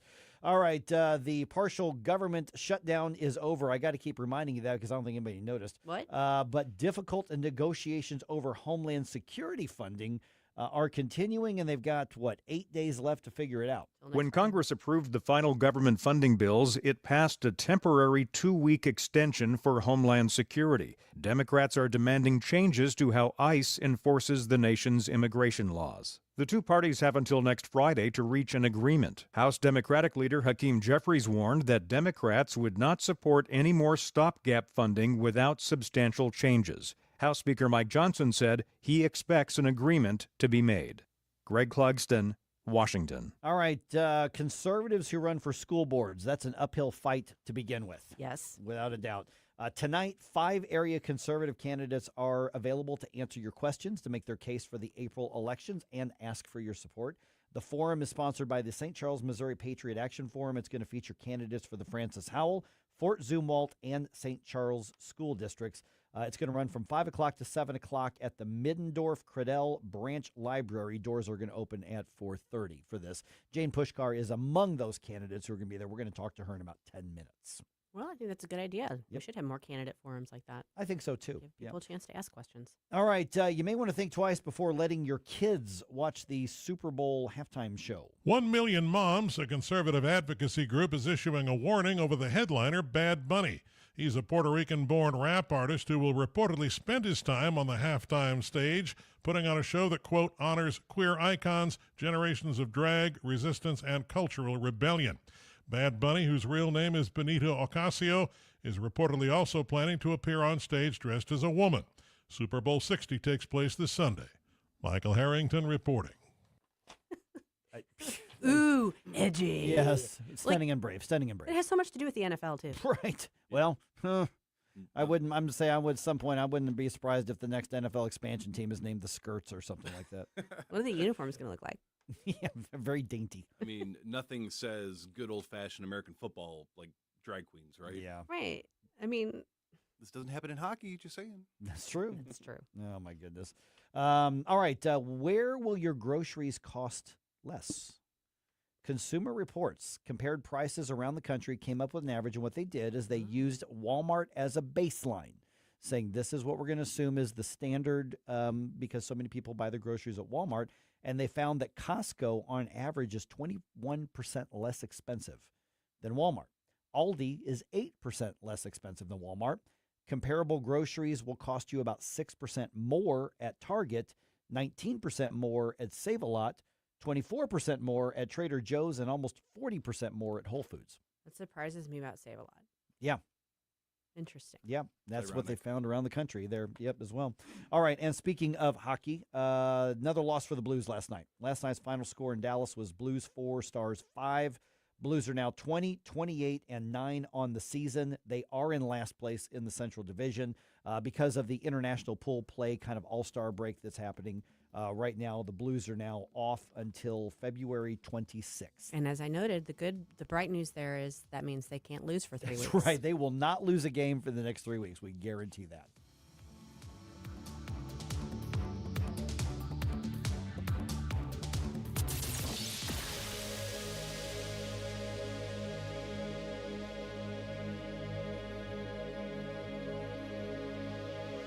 Hey there, News Talk STL family and friends. This is your financial friend, Chris Cooper, here with Serenity Wealth Management with a special invitation to join us this weekend for the Serenity Wealth Now show. Joining us in the studio, we've got Kyle Dent of Shamrock's Pub and Grill out in St. Peters. We're going to talk a little bit about the community aspect that makes ownership of a bar and grill successful. So tune in right here, Sunday morning, 9 a.m., News Talk STL or Serenity Wealth Now social media outlets. Investment advice offered through Fortis Capital Advisors, LLC.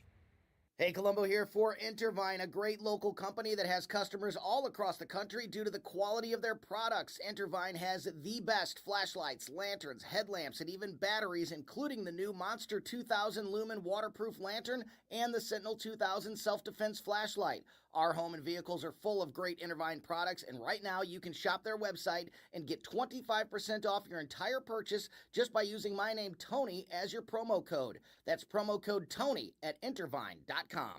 Do you own a timeshare? Well, face the facts. You made a mistake. You made a bad purchase. A timeshare is not an investment. It's a money pit that continues forever. If you use your timeshare, that's great. But if you don't and you want to legally get out of your contract, call my friends right now at the Timeshare Exit Hotline. They're an experienced team of lawyers who help good people like you get out of a timeshare contract that they just don't want.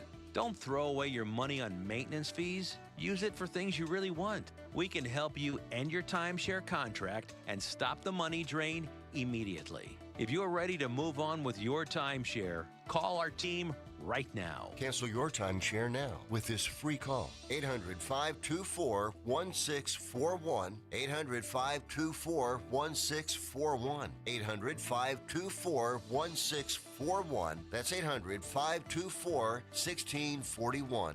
KLGY HD3 Clayton, K270BW Bellefonte, KNBS Bowling Green. This is News Talk STL at 1019, 94.1, and always streaming at NewsTalkSTL.com. Breaking news this hour from Town Hall. Amit Thomason.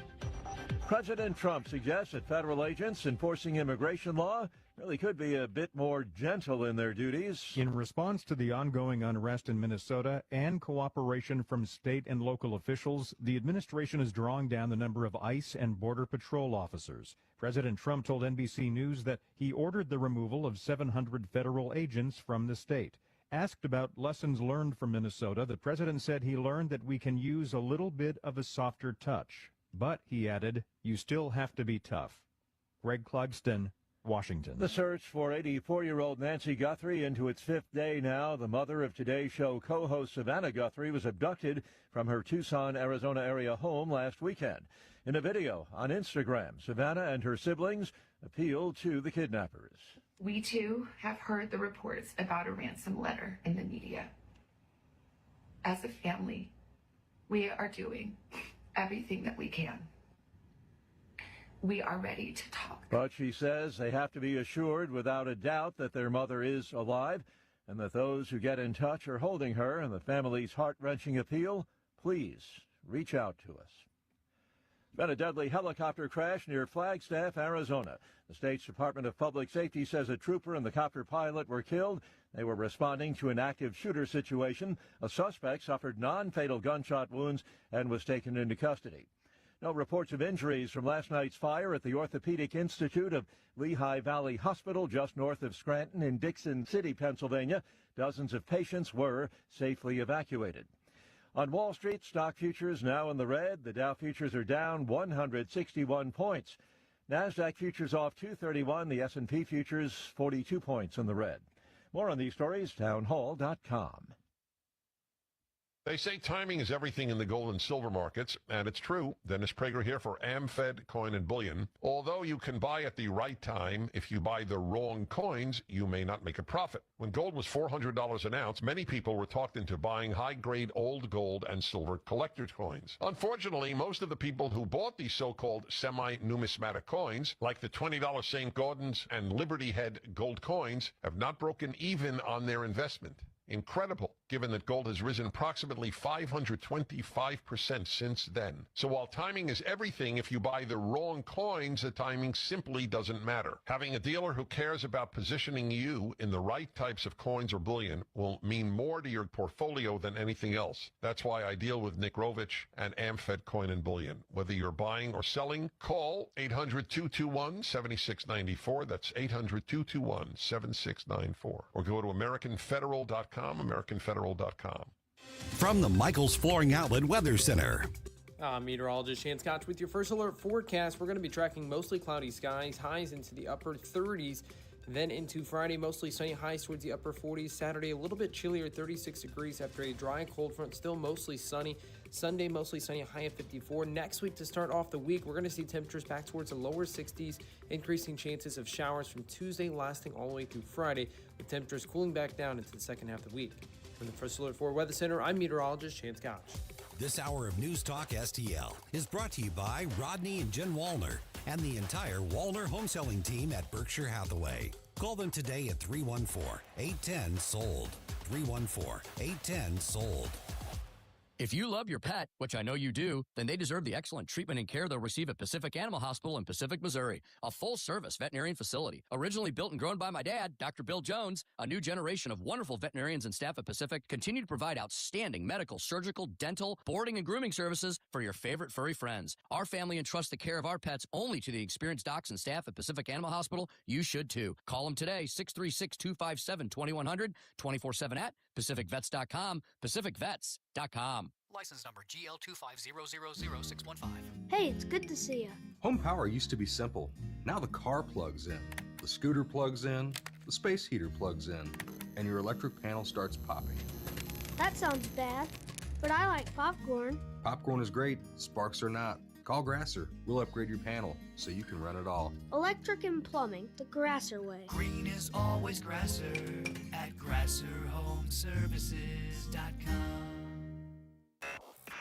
Mike Ferguson, What is that private pile? Sir, jelly donut, sir! A jelly donut? Susie Moore, Mama don't like tattletales. Get up, St. Louis. So it's time to get out of bed. Pour yourself the greatest cup of kofifi the world has ever seen. Rise up with one voice, drain the swamp, and take back our country. Today's the day we're going to do it, and it's time to do it right now, believe me. Mike Ferguson in the morning on News Talk STL.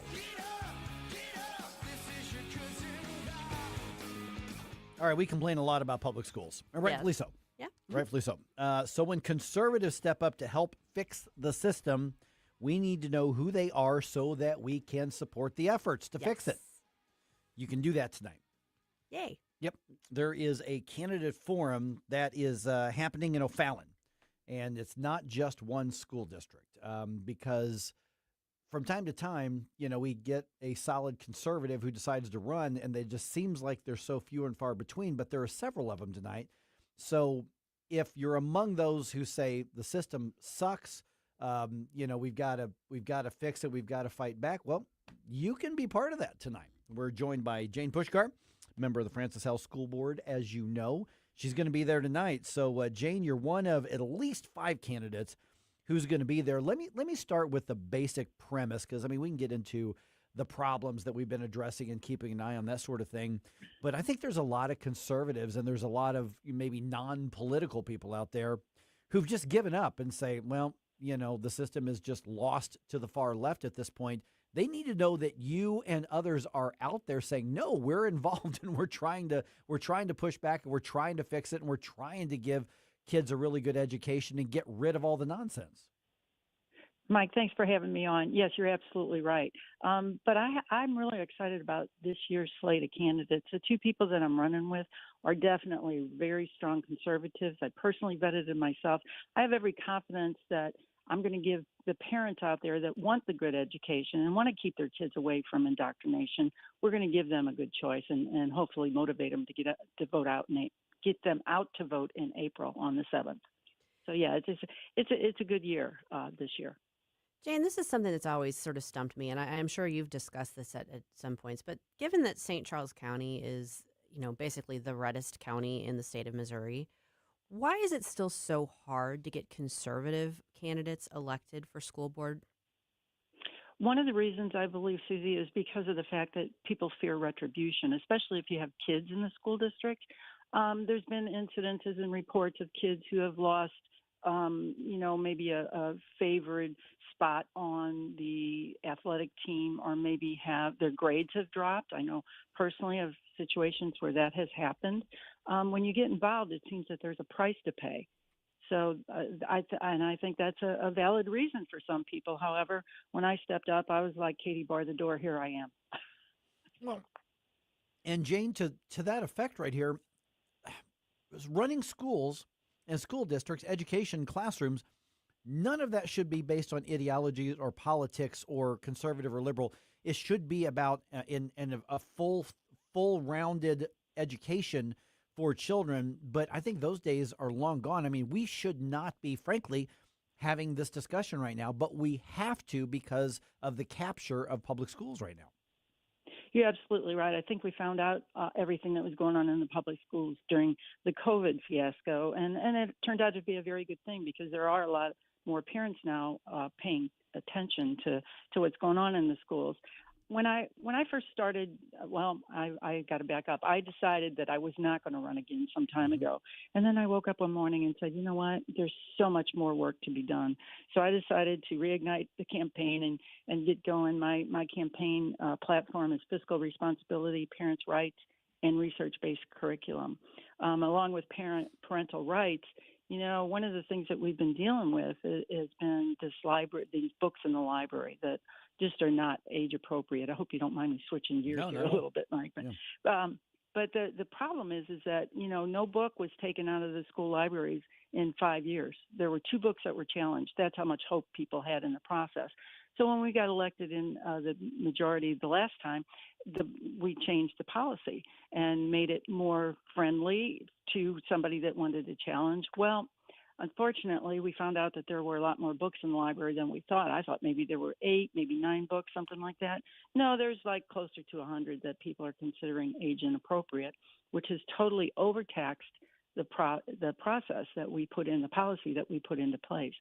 So there's a move afoot now. We're going for a first and a second read at the next board meeting to change this policy. And in my estimation, it's taken a step backward, not a step forward.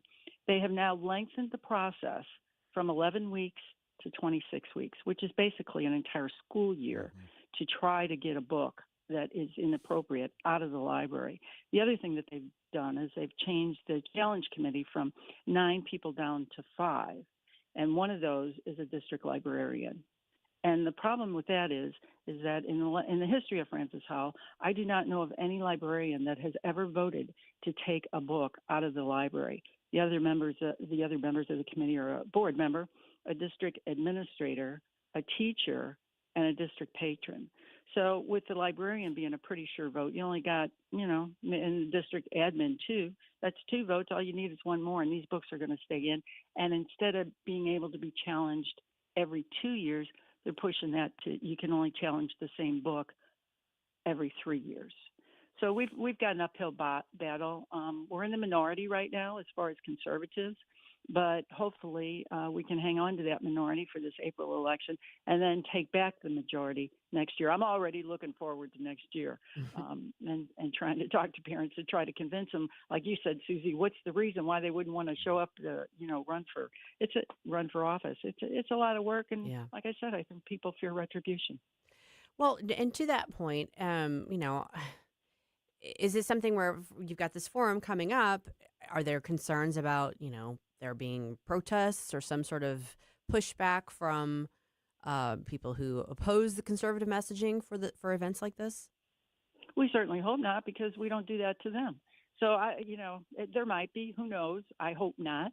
They seem to like to infiltrate our events and things like that. We recently had a candidate training class, and of course we had one that came in, didn't cause any problem, just sat there and listened and took copious notes, and I guess listened to everything we had to say. But you always run that risk, Susie. But what are you going to do to stop it? Right. Free speech. Okay, so the forum is tonight. It is happening at the Middendorf-Credell Branch Library in O'Fallon. And you're going to be there, Jane. Lauren Greenwood, who's been on the program here, is going to be there. David Jaworski, who has been on this program as well. All of you running for the Francis Howell School District. Mark Pratt, running in the Fort Zumwalt School District. And Josh Wilcutt, who's running in St. Charles School District. So at least 5 of you. I haven't heard of anybody else, but 5 of you. What is this going to look like tonight? Because, candidate forums, and I want to talk later on about how we undervalue the April elections to start with. But when they come in, is it just a Q&A? You're going to make presentations? I mean, my hope is that people get there and say, oh, you know what, maybe I should get involved and start supporting these campaigns. And we certainly hope they do get involved. Basically, Mike, what happens is each one of us announces our platform, things we're running on, our beliefs, our concerns, what we intend to do about it, and then they open it up for questions. So it's a very interactive type of situation. I'm really looking forward to it. I always love getting around people that, think like I do. Don't we all? But it's friendly territory. And Jane, remind people again when those elections are going to be held. April 7th. In fact, it'll be easier to remember because we're going to have yard signs. Our first billboard went up yesterday, and we've got some more things planned, some more billboards that are coming around. So hopefully that'll help people remember April 7th is the big day. Get out and vote, please. Yeah, and that's and again, a little bit later on, I've got some thoughts about that when I was kind of formulating the show today. It kind of dawned on me because I mean I've been in office. I've run in those April elections as well. It's something I think we really undervalue. And now Jane, I did not because this is being sponsored by the St. Charles Mo Patriot Action Forum. I couldn't find a website or social media anything for them. Is there a one-stop shop for people if they want to click and learn more about it or send feedback or anything like that? Because I just couldn't find anything other than the actual event itself tonight. Yeah, I know the lady. It's a grassroots organization that started some time ago, and yes, you're right. They don't have any website, but it's definitely grassroots, definitely conservative. Carol Pitzer is the one that formed it, and she has meetings on I believe it's the first. Now it's the first Thursday of every month. So I guess if they could text me, 636-866-1510. I'd be happy to tell anybody about the good work that she's doing and people that she brings in. It's a very interesting group. Jane, has there been an issue in particularly in Francis Howell, but in other St. Charles County schools? We've seen some student walkouts, some protesting in relation to the ice furor. Have we gotten rumblings of that in St. Charles? There's always rumblings. I do know that Fort Zumwalt is having Fort Zumwalt East either is having or has had a walkout. So far, I haven't heard anything about happening in Francis Howell or in the Wentzville School District. Because what we do in Francis Howell is we hold them accountable. You're marked absent if you walk out during class time. So, there's some price to pay, and the kids that are excelling in school don't want any of those marks on their records, so they just don't do it. But, so I haven't heard too much, but I know it's supposedly student-led out in Fort Zumwalt. That's going to happen. Yeah. All right, Jane Puszkar, does your campaign have a website up or social media? People want just at least while you're on the show here, they want to connect with you directly. What's the way to do it? Yeah, they can go to jane4fhsd.com.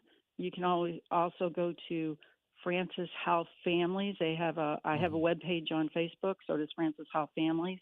And that'll take you to my platform and things that I believe in. So it's also, I think it's Lauren for FHSD and David for FHSD.com. Yep. All right. The 5 candidates, Jane, who we're talking to right now, Lauren Greenwood, David Jaworski, Mark Pratt from Fort Zumwalt School District race, and Josh Wilcutt in the St. Charles School District race as well. Jane, thanks so much for the update. Doors open at 4:30. This event runs from 5 to 7, so it's not a long claim on your time tonight, but enough to get involved. Exactly. Exciting times, Mike. We're rocking and rolling and really excited about April the 7th. So thank you for having me on. You got it, Jane. We'll talk to you soon. Okay. But it's to help old people or elderly people, which I'm getting too close to really appreciate. But we're going to tell you more about the effort to raise property taxes so government can provide free home repairs to one segment of the community. You have a soul so dark it is no more. And all at once depart, no destination. Making cold my heart to fight your war. Mike Ferguson in the morning. I like it, but they're going a little overboard with the dancing. On News Talk STL.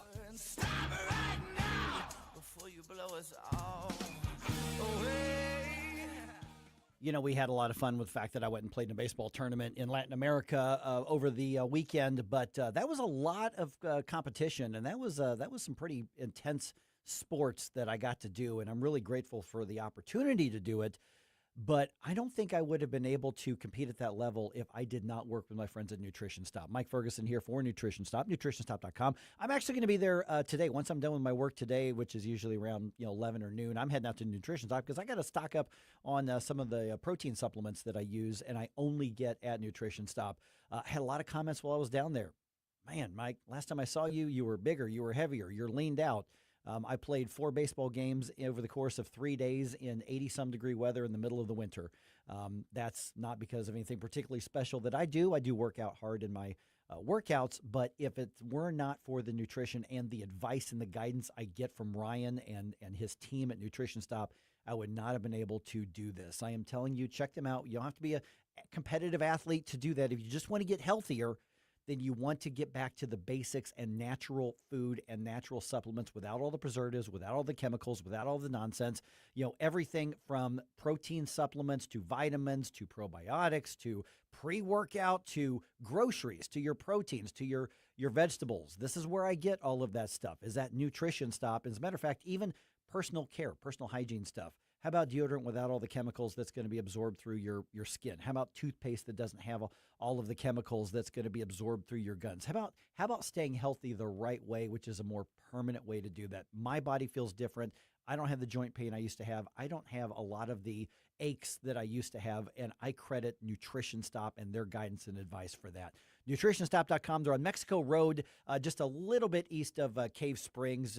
Just put in your maps, just Nutrition Stop. And if you're out there, probably sometime between noon and 1, I'm going to be out there just buying stuff. I'm not making an appearance. I got to go stock up on a couple things, and I only get that from Nutrition Stop. Columbo and Company. Join us every day for conversations with a wide variety of guests as we keep you informed and up to speed on all the important news and headlines you need to know.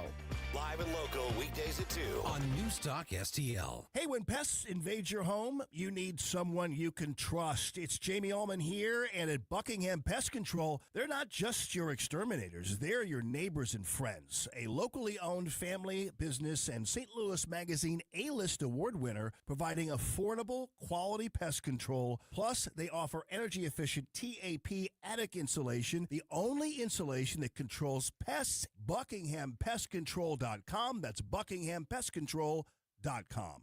It's more than a rebellion. When your teen is slipping into drugs or alcohol, when social media and pornography consume their time and their mind, when depression and even suicidal thoughts cast a shadow over your home, as a parent, you feel powerless. There is hope. At Turnabout Ranch, troubled teens step away from the chaos and into a clarity of nature on a working cattle ranch.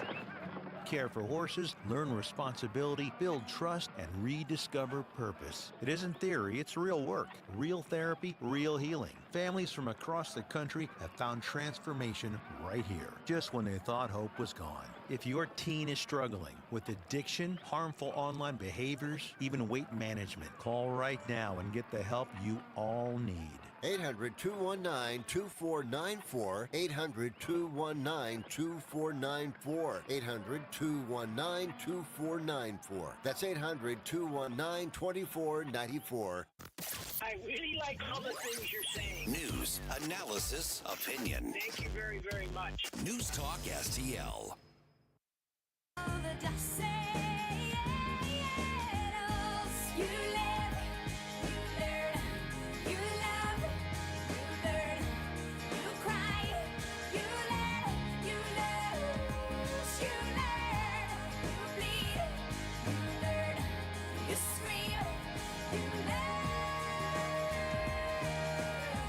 Good morning, St. Louis. Hey, it's Vince from The Vince Show right here on News Talk STL every weeknight at 8.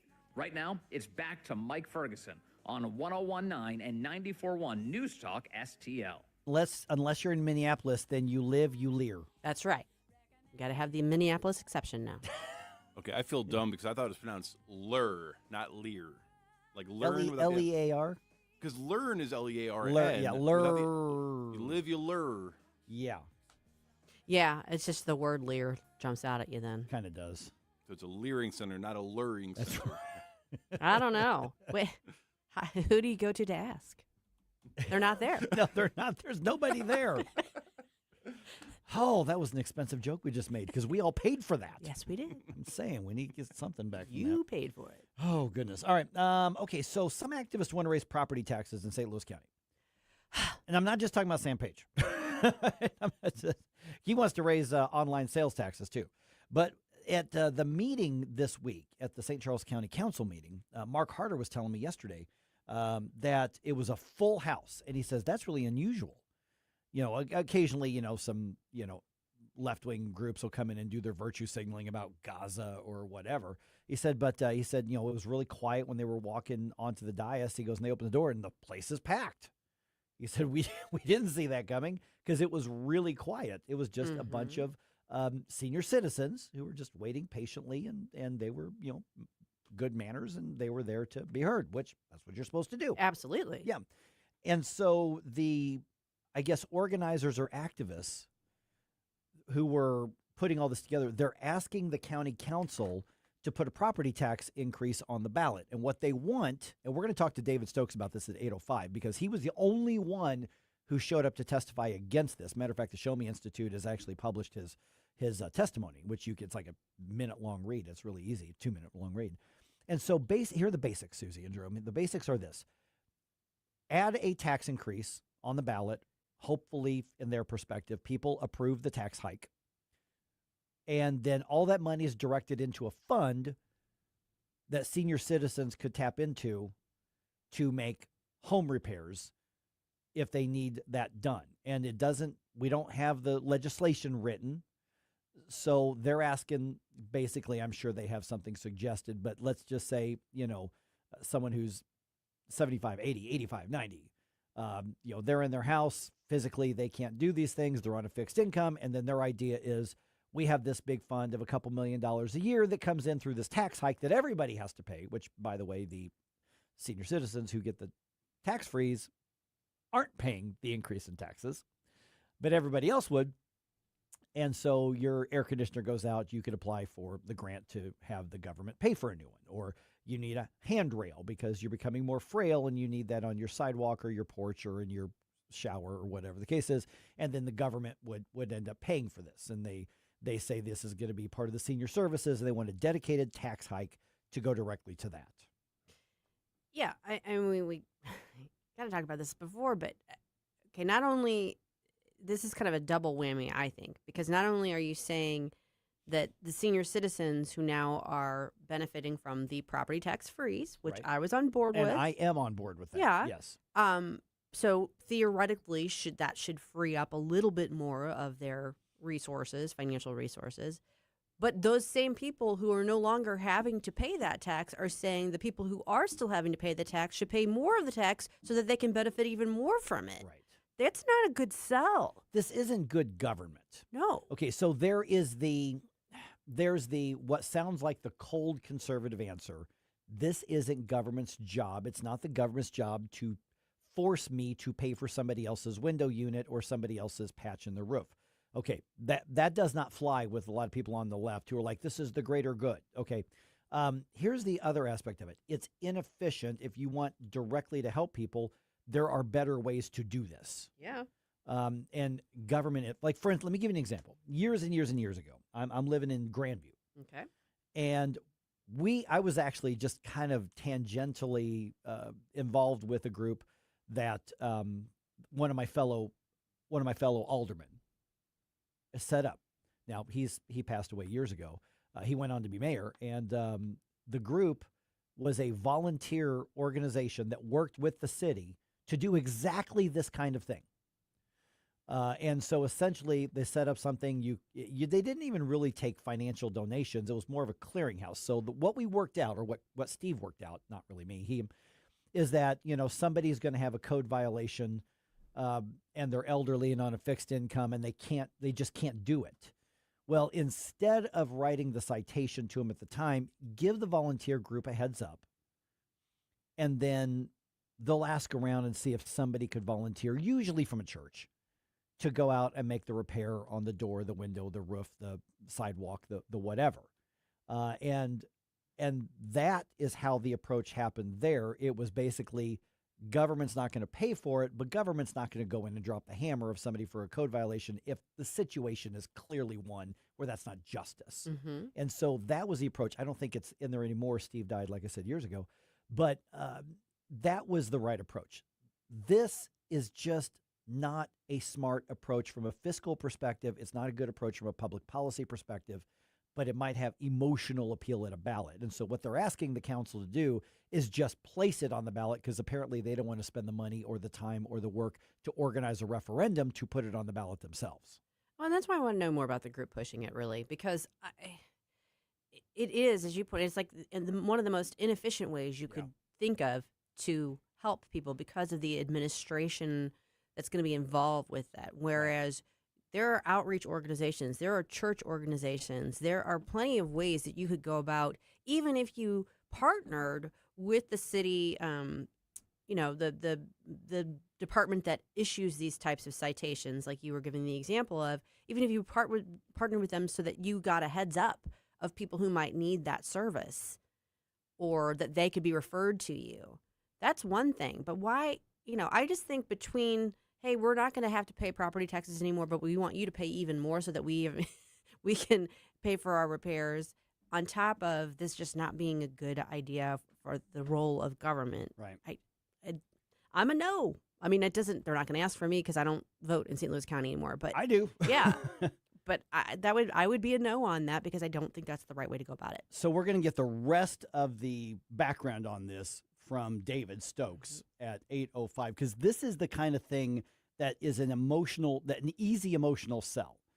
Because the step one of this is going to be, hey, we'll just put it on the ballot and let people decide. But what you're asking is, let people decide whether or not government can take more money. And we're already trying to reform or eliminate property taxes as it is. People are hopping mad on this. Understandable. And the emotional appeal is going to be, but this great grandma is on a fixed income. How you want her to get rained on because there's a hole in her roof? Let's get a group together to go help. Right. Don't have to have the government do that. Yeah. All right. David Stokes at 8:05 on that. Well, what's upset the delicate sensibilities of the students at SLU this week? What doesn't? Ice, of course, and not the kind that comes from the sky or wintry weather. We're going to tell you about what happened with that at 7:35.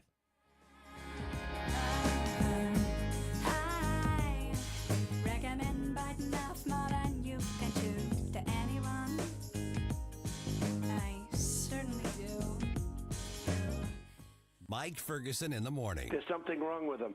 He's a sick puppy. On News Talk STL. Feel free. Throw it down. From the Michaels Flooring Outlet Weather Center. I'm meteorologist Shane Scotch with your first alert forecast. We're going to be tracking mostly cloudy skies, highs into the upper 30s. Then into Friday, mostly sunny, highs towards the upper 40s. Saturday, a little bit chillier, 36 degrees after a dry, cold front, still mostly sunny. Sunday, mostly sunny, high of 54. Next week, to start off the week, we're going to see temperatures back towards the lower 60s, increasing chances of showers from Tuesday, lasting all the way through Friday, with temperatures cooling back down into the second half of the week. From the First Alert 4 Weather Center, I'm meteorologist Shane Scott. John Beal Roofing reminds you we are in the stormy season, and that means if you have even the smallest leak in your roof, you could soon have a much bigger issue. Call the John Bill to make sure that your biggest investment is protected. That call can save you major dollars. If you do get hit during a storm, John Bill has a rapid response team. Call 1-800-NEW-ROOF. 1-800-NEW-ROOF. 1-800-NEW-ROOF, John Bill. Larry Connor's commentary, brought to you by Vincent's Jewelers, offering a wide selection of jewelry, including lab-grown diamonds, affordable earrings, bracelets, necklaces, and rings, up to 75% off their natural counterparts. Visit vincentsjewelers.com. This is Larry Connor's commentary on News Talk STL. I recall my parents telling me, when you get older, time will move faster. How could that be? Same number of hours in each day. For a kid, it took forever for Christmas or your next birthday. The only time that seemed to race was summer break from school. Now all of us have things pushing on us. The rat race is real. There are days I'm rushing out of the house without taking time for even a short Bible study. I end up saying prayers while driving. Earlier this week, I'm stopped at an intersection. All to the side were small patches of grass where snow had melted.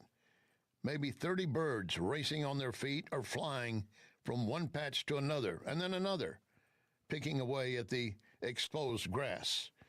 I don't know if they really got anything to eat, but what they were doing was critical to survival. I was mesmerized how they went from spot to spot. And I was reminded of the psalm that suggests, if the Lord will watch over even the smallest sparrow, rest assured he watches over you. A time of reflection, which we all need daily.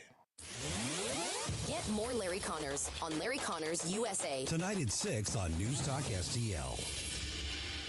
Hey, Jamie Allman here. When your car needs attention, trust who I trust. Benchmark Complete Auto in Valley Park. 25 years as a family-owned and operated company, Benchmark is your Napa Auto Care Center for nearly every maintenance and repair, using the latest technology and top-quality parts. Need help with the bill? Well, ask about Napa's Easy Pay financing. Mention Jamie Allman and News Talk STL and get 10% off. BenchmarkAutoRepair.com, BenchmarkAutoRepair.com. I'm Dr. TJ, owner of the Institute of Natural Health, co-owner of Optimal Nutraceuticals, and the host of Wellness One. Wellness One is designed to cut through the nonsense and provide you common sense science-based information regarding health and wellness. On the show, we discuss topics like thyroid health, gut health, hormone optimization, and many others. Our show airs Saturdays at 10 a.m. and 2 p.m. and Sundays at 11 a.m. and 3 p.m. right here on Newstalk STL. And you can visit us at inhstl.com. That's inhstl.com. Why leave your company's story to chance? In today's digital world, video content isn't just an option. It's essential for your success. At Blue Ocean Media Group, we've spent decades crafting compelling visual stories for businesses just like yours. From concept to completion, our award-winning team transforms your vision into powerful video content that connects with your audience and drives results. Don't trust your brand to amateurs. Partner with Blue Ocean Media Group. Visit blueoceanmediagroup.com today, and let's bring your story to life. All the information I need on the drive to work. Mike Ferguson in the morning. I keep it on throughout the day, whether it's local, national, or something big that's happening overseas. News, analysis, and opinion. St. Louis is #1 for conservative talk. News Talk STL.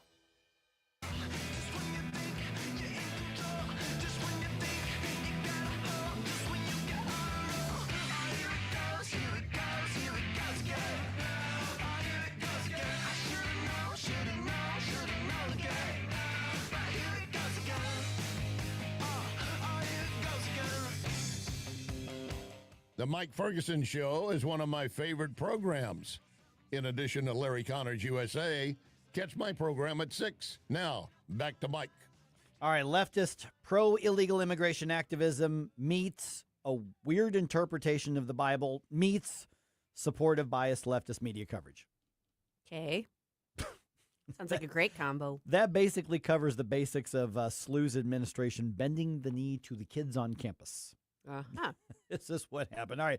So here are the basics. But honestly, I'm going to kind of pivot this to KSDK's coverage of this, which I can't even be mad about because it's so pathetic. It's laughable.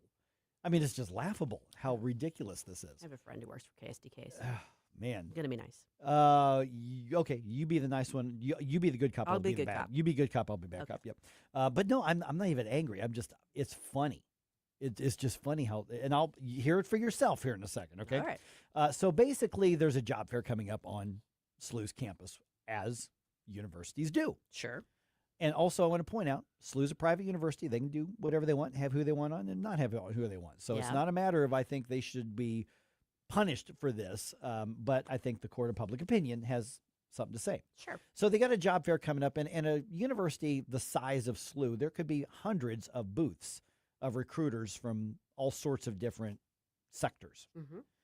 And among the dozens or hundreds or however many people, how many groups are going to show up was Customs and Border Patrol and ICE together. And the students heard about this and, they can't have that. So they started a petition and they fought back.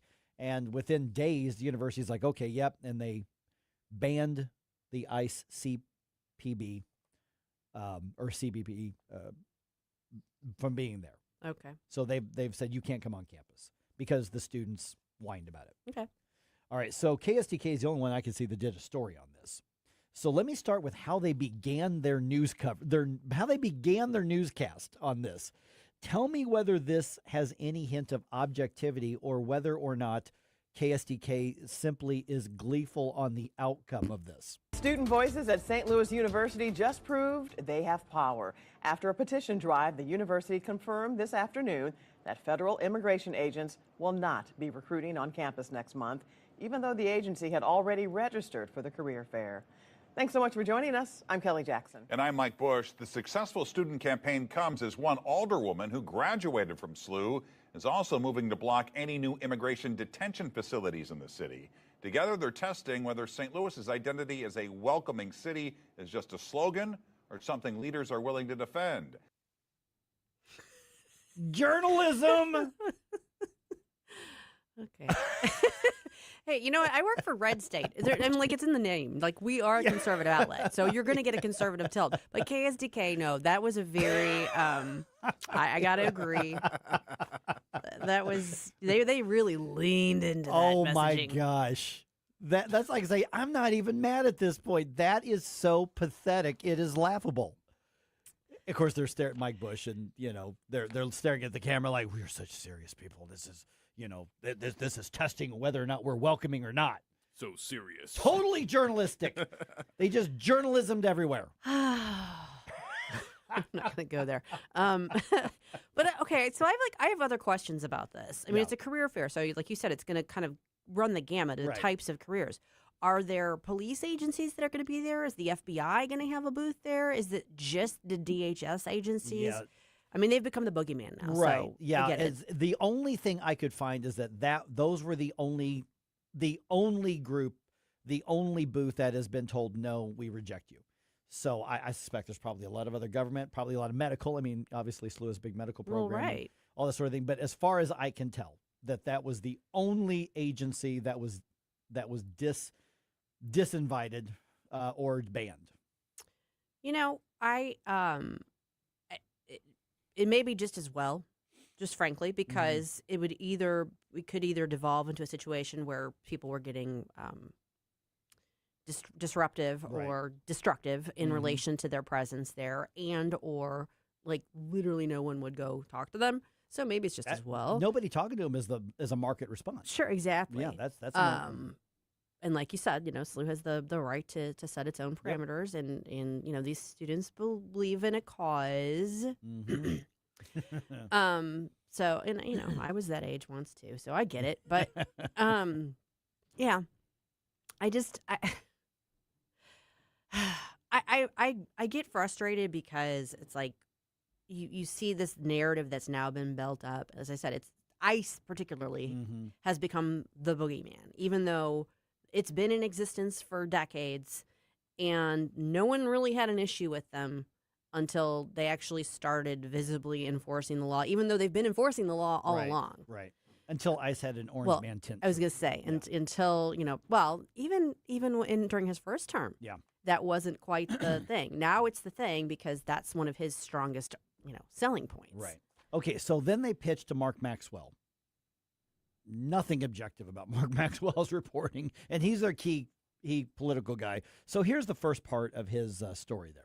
15,000 students come here to learn lasting life lessons. To me, SLU is built on diversity and justice. Last week, when students learned Customs and Border Protection and registered for next month's career fair inside this building, a petition started circulating, urging university administrators not to allow CBP to participate. It would actually make me feel scared per se that my classmates could be facing something right now, and then it's their family members are being jeopardized. The petition pointed to the university's faith-based mission that every migrant possesses fundamental, inalienable rights. It cited the biblical call to love migrants as we love ourselves. Today, the university responded. I can confirm that U.S. Customs and Border Protection is not participating in the March 4 career fair.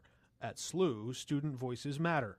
Some students doubted their classmates saw a future in federal immigration enforcement. I don't think many students consider that in their path. I think they tend to reach for greater purpose, greater good, as SLU says. Okay, so I love the part where Maxwell just kind of says, well, the assumption is that, when he refers to loving the migrant as yourself, that's not the full context. No. It's not even close to the full context. But that was just the baseline that we accept. Well, this is, what the Bible says, because we know KSTK is a big, Bible thumping station, right? Right. Well, I mean, I think they're trying to tie into the fact it is religious, right? Institution. And the Jesuits tend to be farther on the left than the traditional Catholics are. Right. So it's a left of center university. And the Catholic Church has been front and center in the immigration discussion. And the Catholic Church has been very much on the left for the most part on Correct. this. Yeah. So, I mean, this is actually consistent with that. It is just, the framing of it from the news outlet is a little bit much. There's more, too. Oh, okay. Yeah, here's the other part of Mark's story. The win is resonating beyond campus. At City Hall, Alderwoman Alicia Saunier, a SLU graduate, is sponsoring legislation to ban private immigration detention centers anywhere in city limits. I think that the residents of the city of St. Louis deserve a city where all of us are safe and not some of us are safe, where rather than targeting people, we're targeting problems. Where did she get her sense of justice? She credits her alma mater. It's in the claim, it's in the practice, it's in our oath of inclusion that we take, literally as a new student. Her message to the administration: to live out their practice and their claim that you are a place for a higher good and a greater purpose. Today, students say the university did exactly that. Okay. I'm having trouble separating them out because there's the reporting on it and then there's the actual thing, which, that is SLU's motto. Yeah. That is their calling. Right. Whether I agree with it or not, or would want to be part of that in this way, not the issue. That's how they see their calling, and that's what they think is the way to show that to the community and participate in that. So, okay, disagree with it, different perspective, whatever. Private university. Yep, but yeah, the framing is very much like it's the. Of course, this is how it's going to. Of course, this is what they're doing. They, there was nothing to question. There was nothing whatsoever to as a journalist should do, to challenge and present the other side of that argument. Not one thing other just than the tagline. We reached out to DHS ICE for comment, and we did not hear back. That's it. I didn't go to journalism school, so I didn't have a formal education in journalisming. But, I mean, this to me is, we see this a lot, particularly in local news. Yeah. It's the framing of a story. It's almost like a feel-good story. So it's kind of wrapping it up in nice gift wrap with a bow to tell you kind of a warm, fuzzy story because you agree with the message of the story. And here it's just not even subtle that's what's being done. But this was the lead story. It's not objective journalism. It's telling the story, but it's telling the story. Yeah. It's a megaphone for that one perspective. Right. You're promoting it. You're advocating it. You're on board with it. I have said it many times. KSTK is not a news organization. It is an activist organization. It is not a journalistic-based organization. Sorry, friend. I'm not. I'm not sorry. What I am sorry, though, is I've yet to see too many of our very many requests for the Ladies of the 80s Flashback Friday. Shame on all of you. Folks. You guys are acting like there were not so many amazing female voices out there, and I want to hear them. There were a lot. Mike knows there's a lot. Susie knows there's a lot. He said voices, Mike. There were those two. But poor old Jerome has not heard the best of 80s female voices, Mike. Oh, okay. So please send me your Ladies of the 80s bump music requests to Jerome at NewsTalkSTL.com.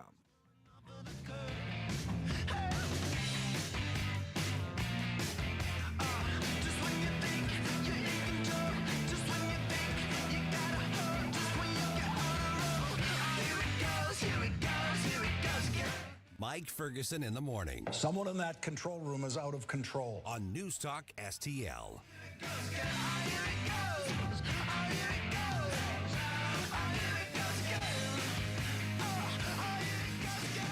Okay, we're kind of in that lull between most of the hunting seasons, at least in this part of Missouri. And you know what that means? That means it's time to start getting ready for the next season. And you got to go check out my friends at WhistlePig. Mike Ferguson here for WhistlePig Outdoors in Troy. Now, listen, right now they've got an end-of-season sale that's happening. All outdoors and hunting clothing, 40% off. Waders, footwear, those boots, 20% off. Yes, including those top-of-the-line name brands as well, because they only, listen, Jason and Cole, father and son, locally owning this business. They're outdoorsmen, they're hunters. They understand that lifestyle. Listen, we're talking to a lot of you guys and some of you ladies too. You plan the rest of your vacation time. You plan your life around hunting season. Maybe it's duck, maybe it's deer, maybe it's pheasant, whatever it is. Whistle Pig has the high quality gear and clothes that you need, and they've got that massive sale that's happening right now.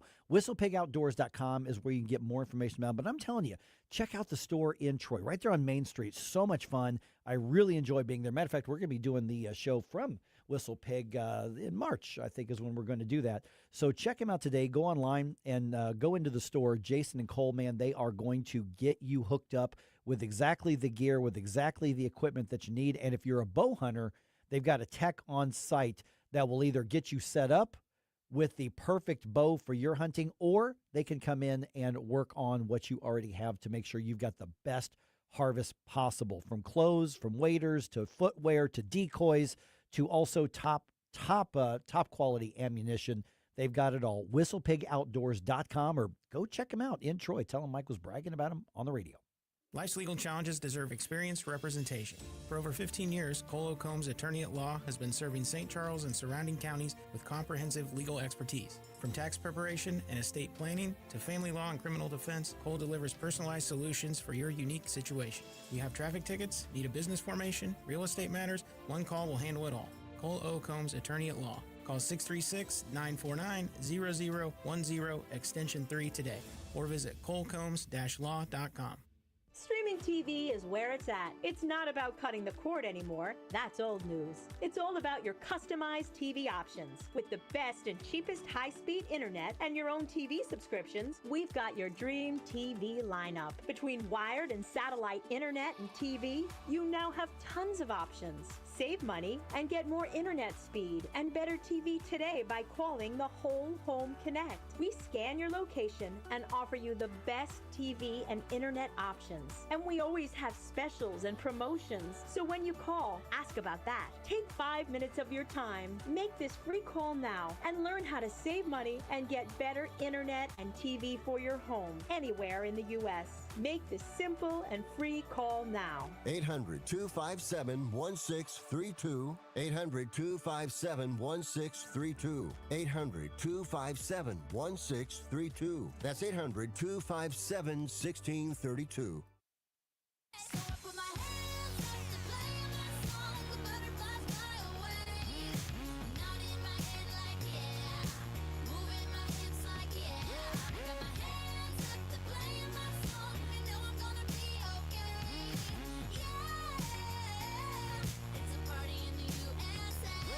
Hey everyone, this is State Senator Nick Schroer. I am the host of Stand and Fight every Sunday night. Right now, let's hear more of Mike Ferguson in the Morning Show here on News Talk STL.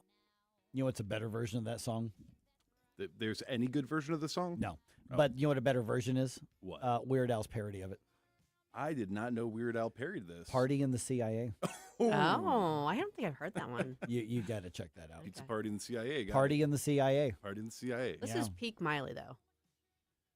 I mean, this was definitely before she decided to rebrand herself as whatever she Coming in like a wrecking ball. Yeah. No, this is peak Miley. This is good Miley. It's patriotic. I like it. I mean, I like the tones, but just not the music or the singing or the music video.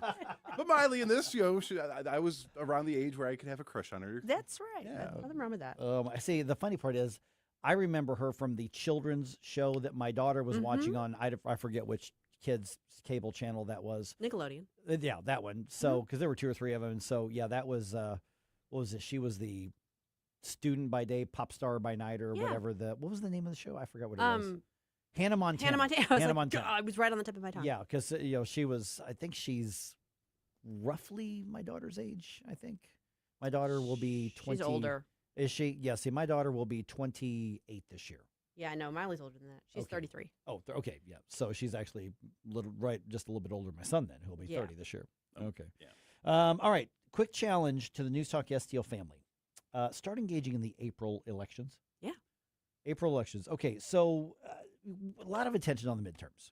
And I get it, because, we feel so passionately about what happens nationally, and people sometimes either feel very passionately about, Team Trump or Never Trump or Republican or Democrat, whatever.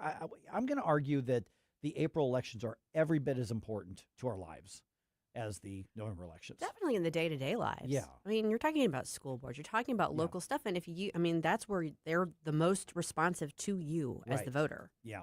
And for instance, Nick Schroer is among those in the legislature, on the Missouri side at least, who's trying to change the law and get rid of the April elections and move them all to November because we have a much higher voter turnout in November. I'm on board with that. Me too. I'm fine with that. I don't, if we don't show up in April, that's still our fault. Mm-hmm. April elections have been around for generations. It's not like it's anything new.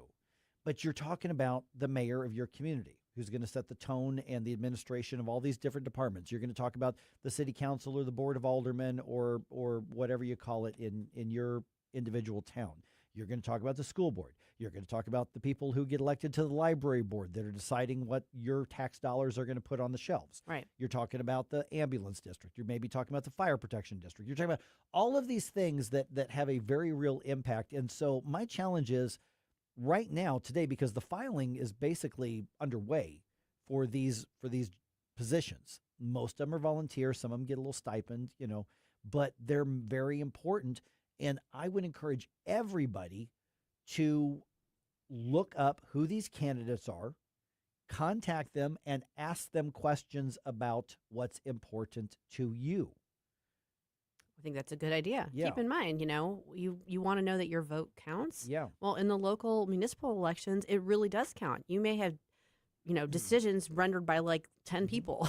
Right. So your vote carries that much more weight in those local elections. Your vote counts more in the local elections than it does in the national election. It absolutely does. Yeah, if people were to take local, and I would even say maybe state elections as seriously as they do these federal elections, we would actually probably see quite a bit of change, and people would be a lot happier with the way things are in their immediate communities. I don't know how many people in 2024, I was trying to gently redirect because they were so fired up putting every bit of effort into the presidential race. And I'm here going, Donald Trump's going to win Missouri by 15 points no matter what. We need you working on other stuff. Mm-hmm. He's not in danger of losing Missouri. Right. And he's no threat to win Illinois. That's just the way that it works out. But, boy, we can make a difference in these state representative races. We needed people to show up for the bad Amendment 3. Now we're going to need them to show up for the good Amendment 3. Right. And in this case right here, guess where a lot of these left-wing state reps and Congress critters and activists get their start? It's City Hall, on school boards. Sure. That's why it's crucial that we pay as much attention to these April elections as we do to the November elections.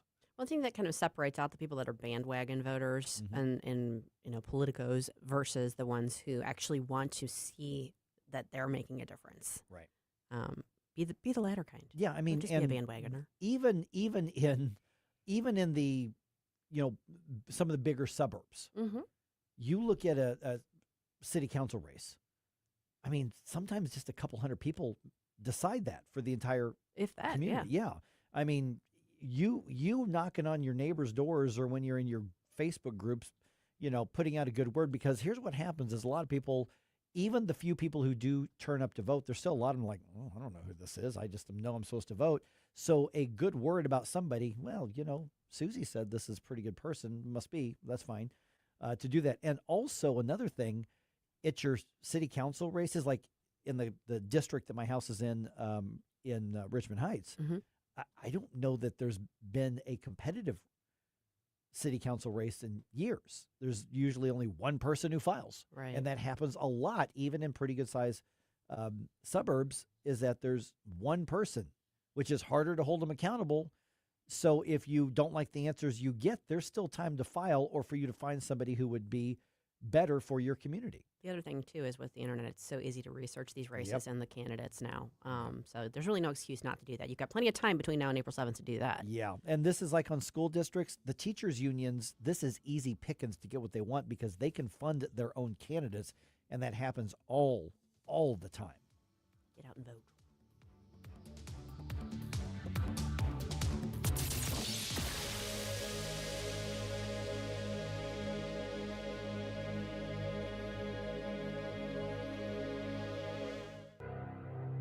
It's not pleasant to hear it, but Missouri is falling behind in its spending of state tax dollars, education, and health care.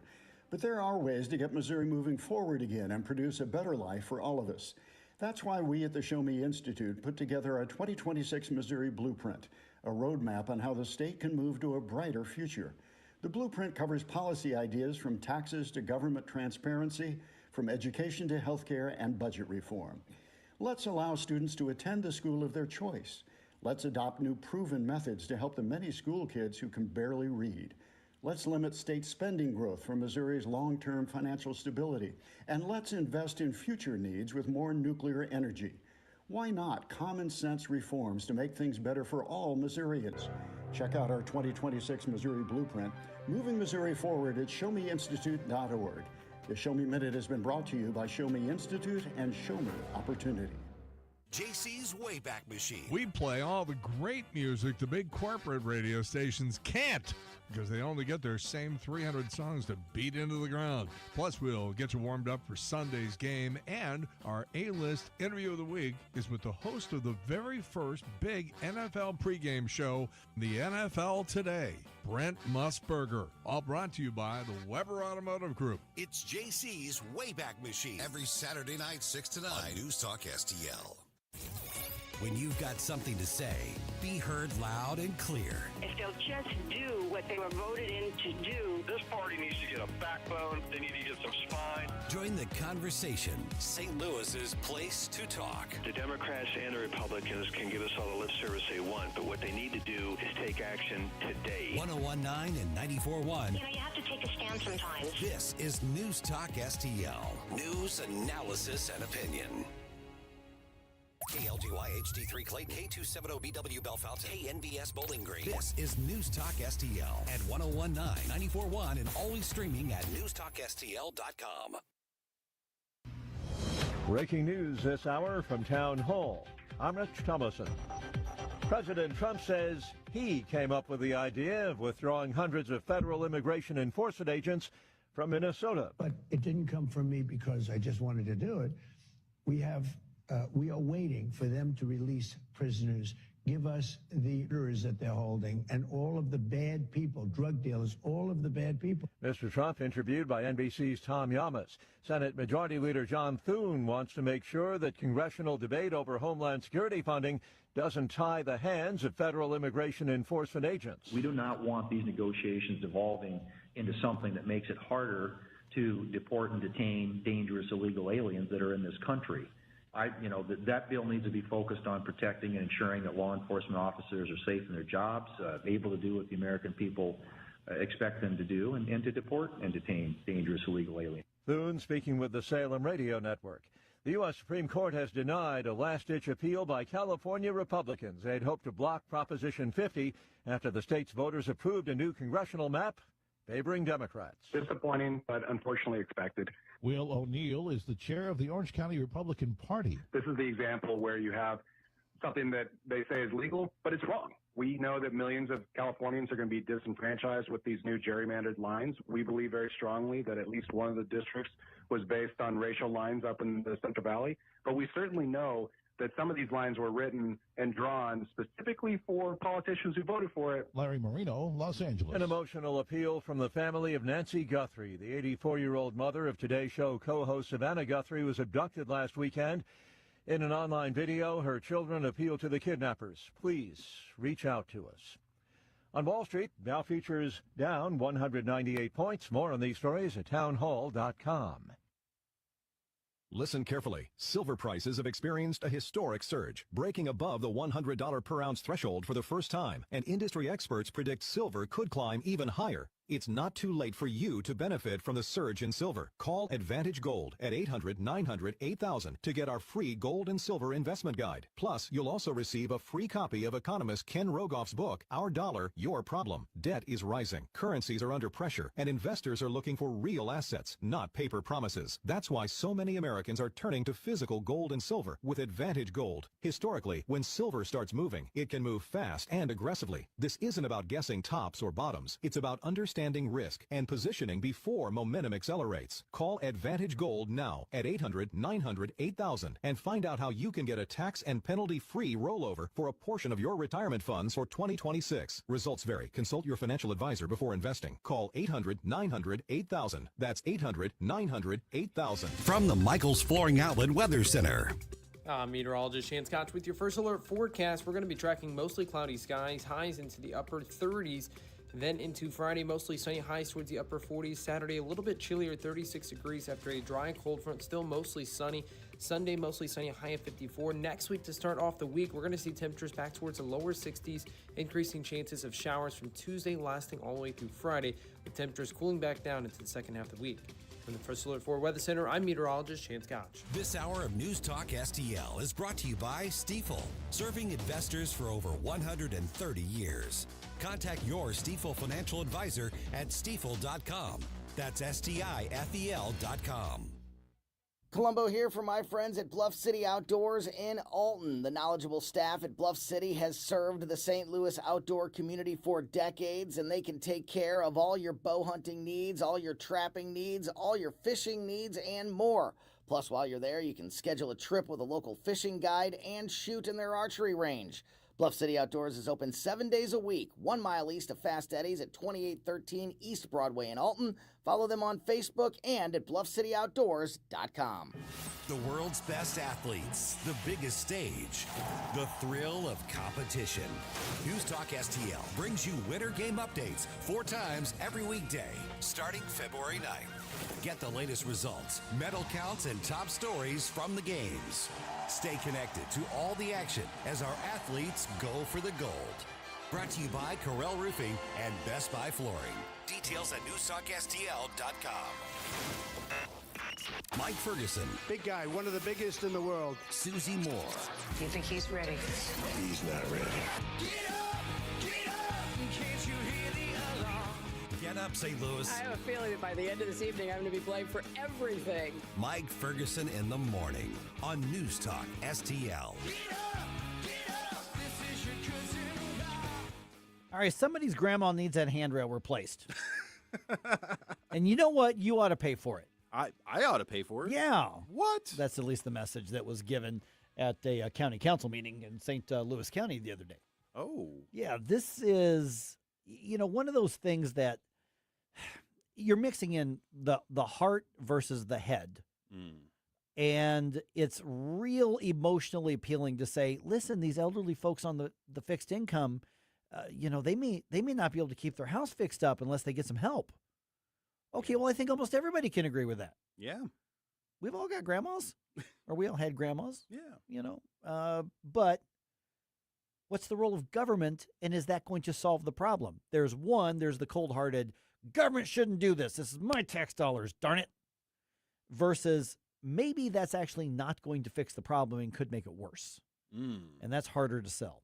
So this happened at this week's St. Louis County Council meeting, and the only voice stepping up and saying, bad idea, folks, was David Stokes from the Show Me Institute, who joins us right now. And matter of fact, if you want to read David's testimony on this, and, here's something interesting, the notes and the research that back up what he's saying, you can find that at showmeinstitute.org as well. So, David, you were kind of the lone voice in a sea of Geritol that said, we want you to tax other people to pay for our stuff.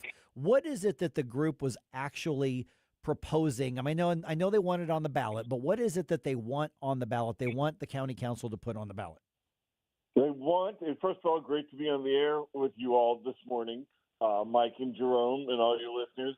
What they want is the Senior Services Tax Fund to be proposed. And it's authorized by state law. A lot of counties have it. The city of St. Louis has it.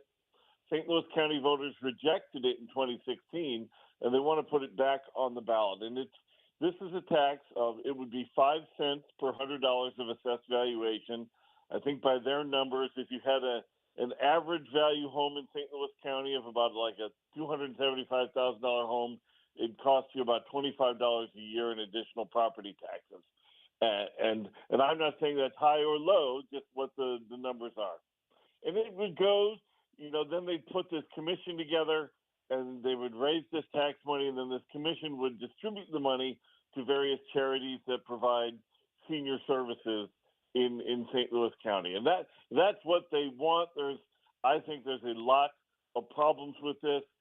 Not the least of them is that, the county passed this senior property tax freeze 2 years ago. And I said at the time in my testimony against it that, you've got this troubling issue of people voting on property tax increases that they don't have to pay. So now you have just this egregious example of being proposed a new property tax fund for senior services that senior citizens would not have to pay because of the tax freeze. And among many other reasons, I think that's just a terrible tax policy right there. Yeah, and so let's talk about some of the numbers. Is there a way to estimate, basically, if you take out all of the households that are taking advantage of the senior property tax freeze, look at all of us who are left on that, plus, the average whatever tax will be raised on this, how much money are they anticipating going into this fund each year? They said at the meeting, $12 to $17 million was their estimate if it was passed, between $12 and $17 million a year. So that's a lot of money. That's a lot of money that they're going to create a commission to then distribute these funds around. And I think among my many objections, I find, Mike, I tried to testify against this at the hearing. They had 90 minutes at a public hearing at the county council and cut the time off before they allowed me to testify. I guess my turn had not come up yet. 90 minutes of people speaking in favor of this, and they didn't allow me to speak against it. They let me come to the county council meeting itself later that night, but instead of so the council members heard my comments, which is fine. I appreciate that, I guess. But, the 200 people in attendance at this meeting, they didn't hear any type of a counter argument to the points they were making, which were just all, that whole, we've got to help grandma. We have to do this. There's a need. We're terrified of federal cuts to these services. Many of these charities, I think disturbingly so, rely primarily on government funds. These are not charities that go out and raise a lot of money from the public. And I think that's an argument against it. I think they should be expected to raise money from the public, like most charities, and not just rely on government funds to do their things. And their leaders said right at the meeting that they were very afraid that without this tax, they were going to have to lay people off from their charities and fire people. So part of the reason for this tax is to just keep people employed in the nonprofit industrial complex there. And again, I'm just quoting them what they said there, and I think that's very disturbing. Which nonprofit group is spearheading this? Seniors Count is sort of the umbrella organization of various senior service groups in the region, if memory serves. So yeah, Seniors Count is this umbrella group, but they'll fund dozens of different groups from older adults transportation services to senior living, to charity senior living facilities, to Meals on Wheels, to various contractor groups that make repairs to senior homes, the type of senior homes that won't be on the property. I shouldn't say they're not on the property tax rolls. They are, but their taxes are frozen and they won't pay this tax. And it keeps coming back to that for me. This is a violation of every basic tenet of good tax policy. We're going to create this new fund, and the people who get the money from it don't pay into it at all. And that's very, very troubling. So, David, was there any talk about a means test? Do you want a $2 million home in Ladue qualifying for somebody to come in and build a handrail for you? Well, that's a great question, and that was asked by the council members, and there is not. Under this law, if passed, there's no means test, just as there's no means test for the senior property tax freeze, meaning that $2 million home in Ladue, their taxes are frozen like everyone else, like any other seniors. With this law, there's no means test with it. Now, to be fair, some, maybe many of the charities that will receive these funds, they might, on their own, impose means tests for who they're willing to support. But according to the law, there is no means test. And certainly, to give one example, Older Adults Transportation Service, OATS, which operates around Missouri, and no denying that they do good work to transport seniors around, but they have no means test. Any senior can use OATS, no matter how wealthy you may be. You know, you may have that $2 million home in Ladue and use OATS as you're too old to drive, and you're not paying any property taxes for this fund, and you're getting that service based on other taxpayers paying for it, no matter how wealthy you may be. But to be honest, I have no doubt that the majority of seniors using these services will be lower income seniors, but it is absolutely troubling that there's no means test required to it at all. Okay, so David, last couple of minutes that we've got, we're visiting with David Stokes from the Show Me Institute. There is the argument where you compare the head versus the heart, and everything you're laying out, I don't know that anybody is going to be able to pick apart. This is bad policy.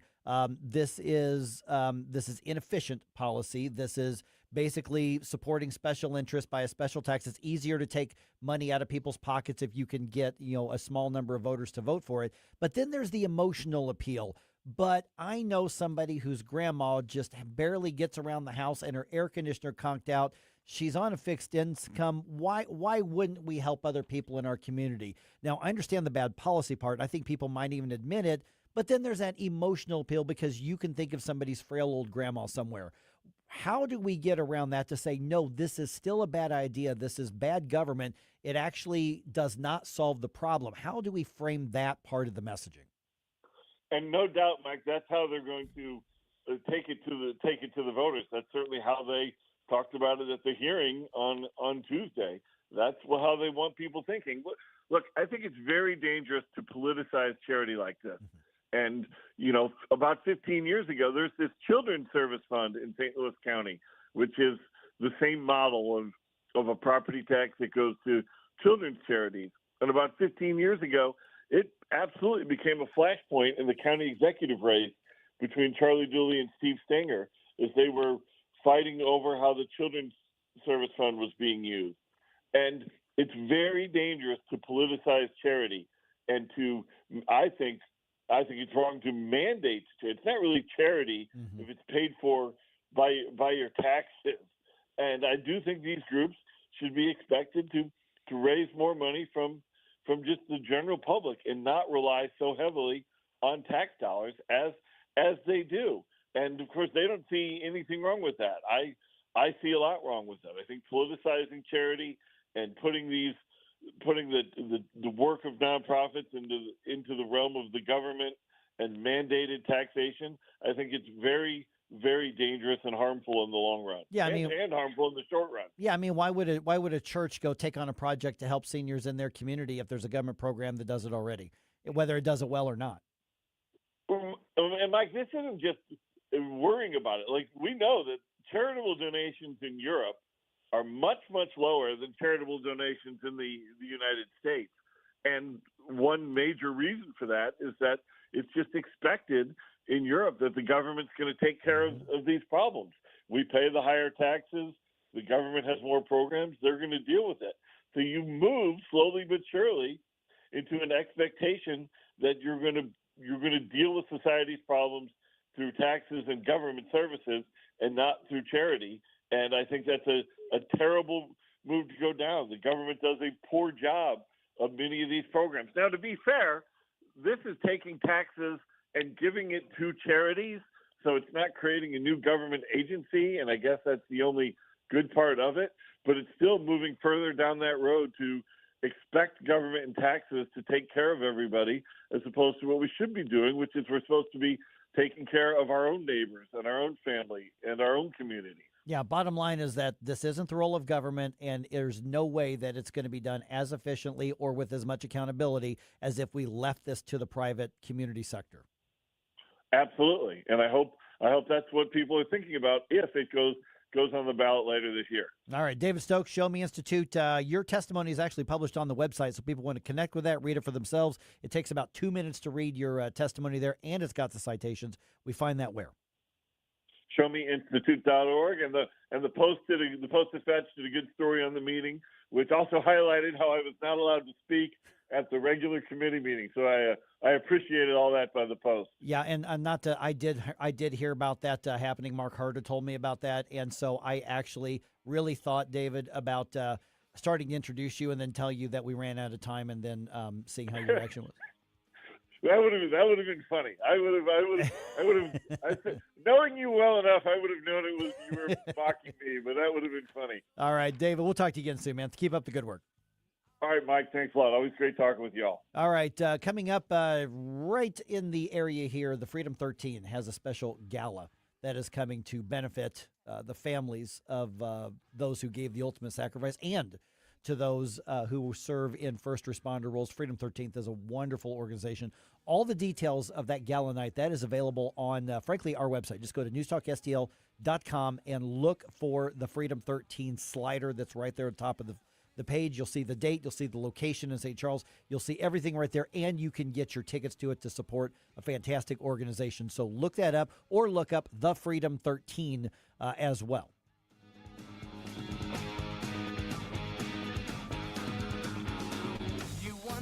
Mike Ferguson in the morning. The greatest of them all, gangster. On Newstalk STL. 1 in 4 women will have an abortion before the age of 45 in this country. That's the tragedy we must work to stop. Mike Ferguson from The Morning Show here, and that is why Reach Reproductive Health is here, to empower parents to save the lives of innocent children and to see these families come to Christ. And you can be a part of saving and changing lives. So pray and visit outreachforlife.org to learn more, volunteer, and donate. That's outreachforlife.org. Tim Jones and Chris Arps in the afternoon. Jim Talent, former U.S. Senator. Did Pete Hegseth commit a war crime, in your opinion? No. My only concern is that we're not getting enough drug boats. It's the first effective thing I can remember we've done to strike at these cartels, not only to take out particular shipments of drugs, but to deter others. And I'm not going to cry crocodile tears for any of them. Tim Jones and Chris Arps. Weekdays at 4 on Newstalk STL. License number GL250000615. Hey, it's good to see you. 2 sounds that can wreck your sleep. A drip and a toilet that won't stop running. Drip, drip, all night. Good news. We're doing plumbing now. Same folks, same care, same we do it right. Leaky faucet, running toilet. Or a stubborn clog, call Grasser. Electric and plumbing, the Grasser way. Green is always Grasser at GrasserHomeservices.com. If you have a phone, you have a radio. Download the all-new NewsTalk STL app. Love the all-new NewsTalk STL app. And listen anytime, anywhere. There is someone here who laughs too hard at everything. You say, isn't it hard? You say, isn't it hard?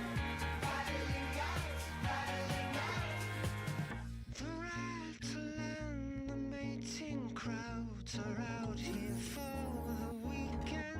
Hey, this is Todd Showalter. Join me on Saturday at 5 as I try to put some fun back into this dysfunctional radio station. It's The Right Mind Show with me, Todd Showalter, at 5 on Saturday. And, you know, speaking of dysfunctional, let's get back to Mike Ferguson in the morning. He could also say, speaking of dysfunctional, how about the St. Louis Board of Aldermen?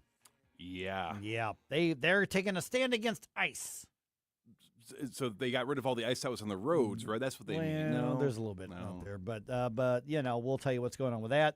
Also, you can meet some of the conservatives running in the upcoming school board races around the St. Louis metro area tonight.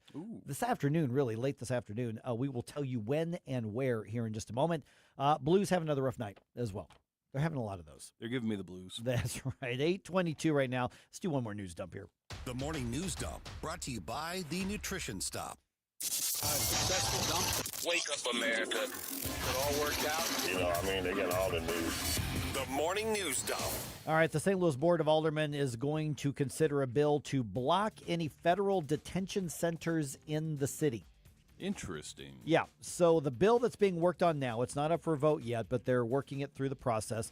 It would place a 5-year moratorium on the city issuing a permit or approval for any detention center that is not run by the city. So they could build a new jail if it's for the city, but the state could not come in, the federal government could not come in, and nobody other than the city would be allowed to set up a detention center, be it temporary or permanent. As of right now, though, there are no known plans for DHS or ICE or any other federal agency to put a detention facility in St. Louis.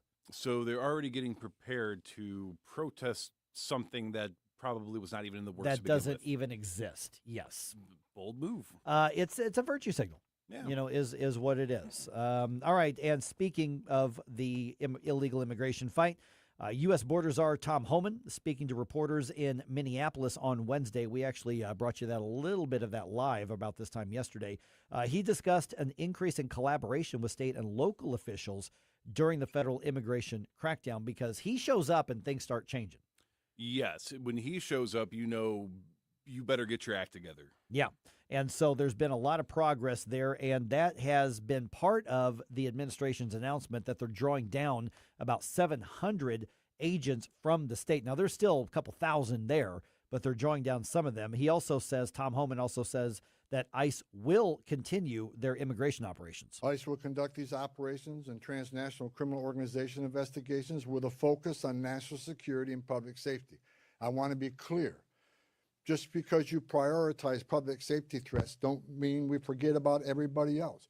We will continue to enforce the immigration laws in this country. And so right now, your Tim Walls and Jacob Fry's and Keith Ellison's and Ilhan Omar's and all of that bunch, they're now, I think, recognizing we're not going to win this in the long run, but they need to be able to save face. And that seems like that's probably some of the negotiations that's happening. And Tom Homan is a very, he has some very spicy sound bites out there. And so he can be kind of drunk uncle-ish in how he delivers them.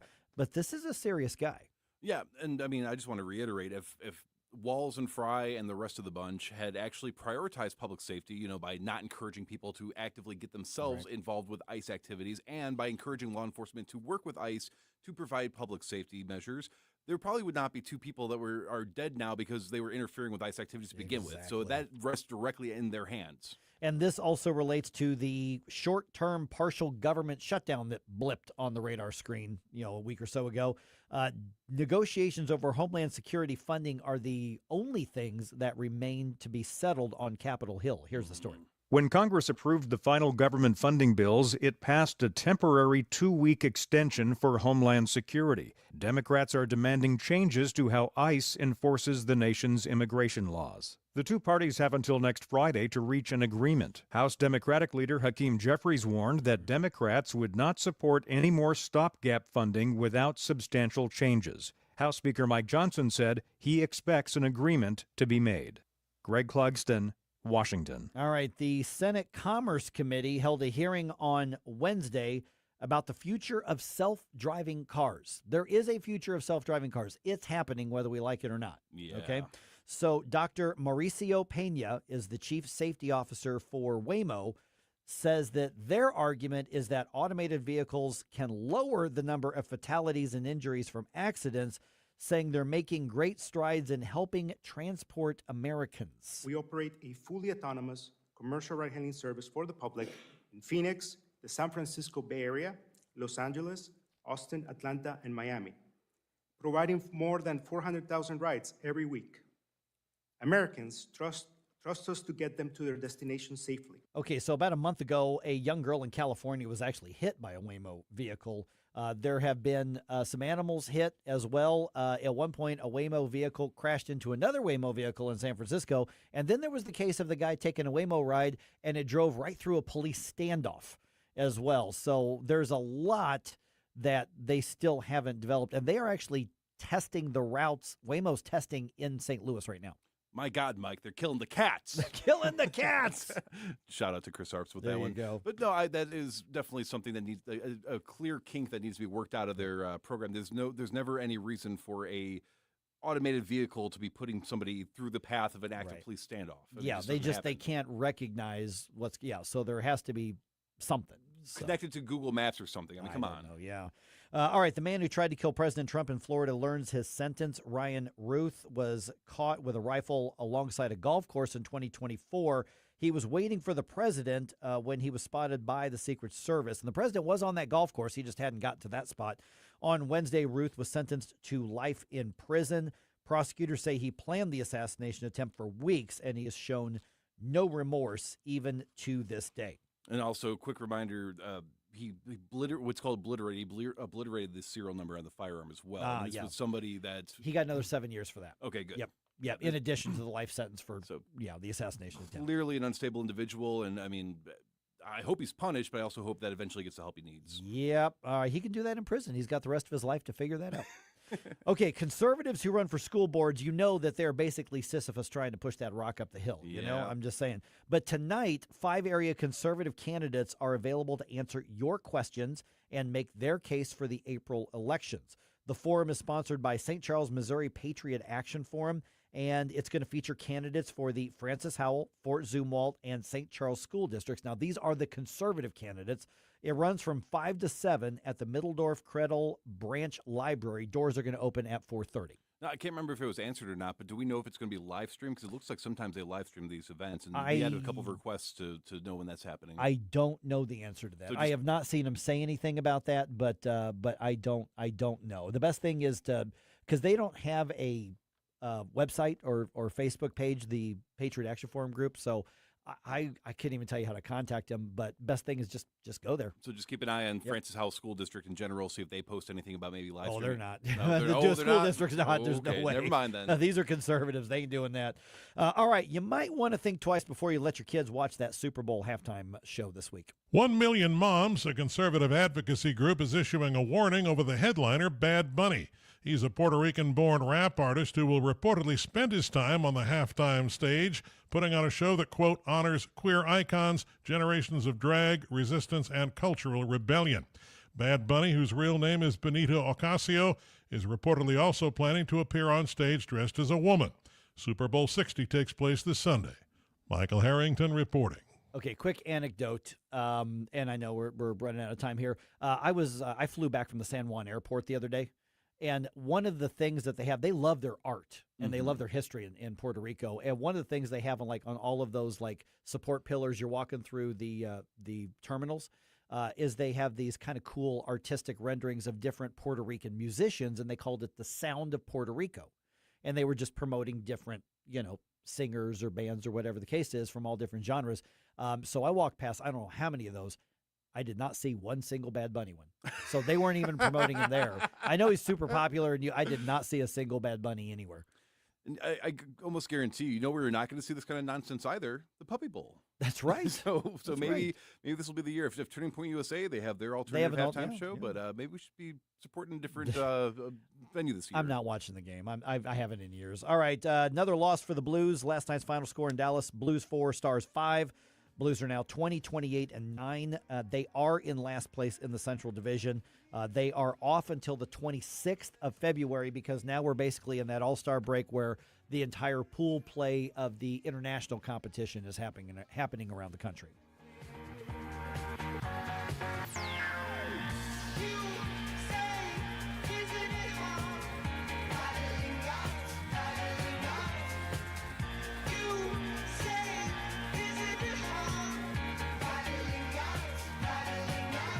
Mike Ferguson in the morning. I just want to say to the men of this country, just shut up and step up. On NewsTalk STL. From the Michaels Flooring Outlet Weather Center. Meteorologist Chance Koch with your first alert forecast. We're going to be tracking mostly cloudy skies, highs into the upper 30s. Then into Friday, mostly sunny, highs towards the upper 40s. Saturday, a little bit chillier, 36 degrees after a dry, cold front, still mostly sunny. Sunday, mostly sunny, high of 54. Next week, to start off the week, we're going to see temperatures back towards the lower 60s, increasing chances of showers from Tuesday, lasting all the way through Friday, with temperatures cooling back down into the second half of the week. From the First Alert 4 Weather Center, I'm meteorologist Chance Koch. Fox News Commentary with Tommy Lahren, next. I'm alpine skier Michaela Schifrin. I've won the most World Cup ski races in history. But what does success mean to me? Success means discipline. It's teamwork. It's the drive and passion inside of us, and it's why Stifel is one of the fastest growing global wealth management firms in the country. If you're looking for success, surround yourself with the people who will get you there. If you're an advisor or investor, choose Stifel, where success meets success. Stifel Nicholas and Company Incorporated. Member SIPC and NYSE. Past performance is no indication of future results. Investing involves risk. Consult a financial advisor before making any investment decisions. Here's Tommy Lahren. The two Customs and Border Protection agents involved in the death of the anti-ICE protester Alex Preddy have been identified. And while I will not be repeating their names for their safety and the safety of their families, let's just say they are seemingly not white. So why does this matter? Well, it doesn't, other than the fact that it pokes a gaping giant hole in the left's narrative. See, they want you to believe that masked white supremacist secret police Gestapo agents are turning over neighborhoods, going after brown people based solely on the color of their skin. Well, given the fact a good 50% of border agents are Hispanic and a large percentage of federal agents as a whole are black or brown, that narrative just doesn't quite hit, does it? This ain't 2020, Democrats. You're not going to convince your black and brown foot soldiers. You're just not. For more commentary like this, go to foxnewspodcast.com. They served our country with honor. Now it's our turn to serve them. Join the freedom13.org for an unforgettable gala honoring America's heroes, February 27th at the Foundry Arts Center in St. Charles. A special evening supporting Freedom 13's bold mission, 50 camps in 50 states on more than 50,000 acres, building 650 homes for veterans, police, and their families. Tickets and sponsorship opportunities are available now. Visit thefreedom13.org. That's thefreedom13.org. Jeffco Patriot Radio. Hey guys, Billy Crow here from Jeffco Patriot Radio. As we follow the important issues facing Jefferson County, if you want to stay informed on Jeffco politics, especially in this all-important midterm election year, make sure to tune in this and every Sunday at high noon here on Newstalk STL. Jeffco Patriot Radio. If it's a big story in Jefferson County, you'll hear about it on Jeffco Patriot Radio. Sundays at noon on Newstalk STL.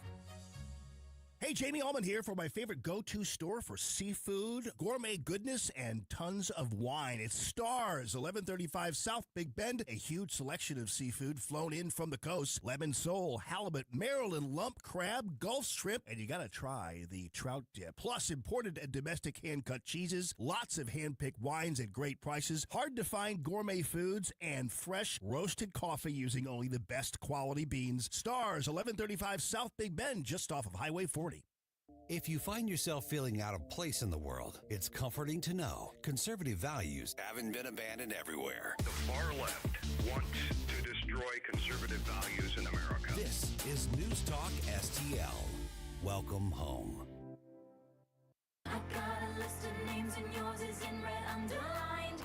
I check it once, then I check it twice. Oh, look what you made me do. Look what you made me do.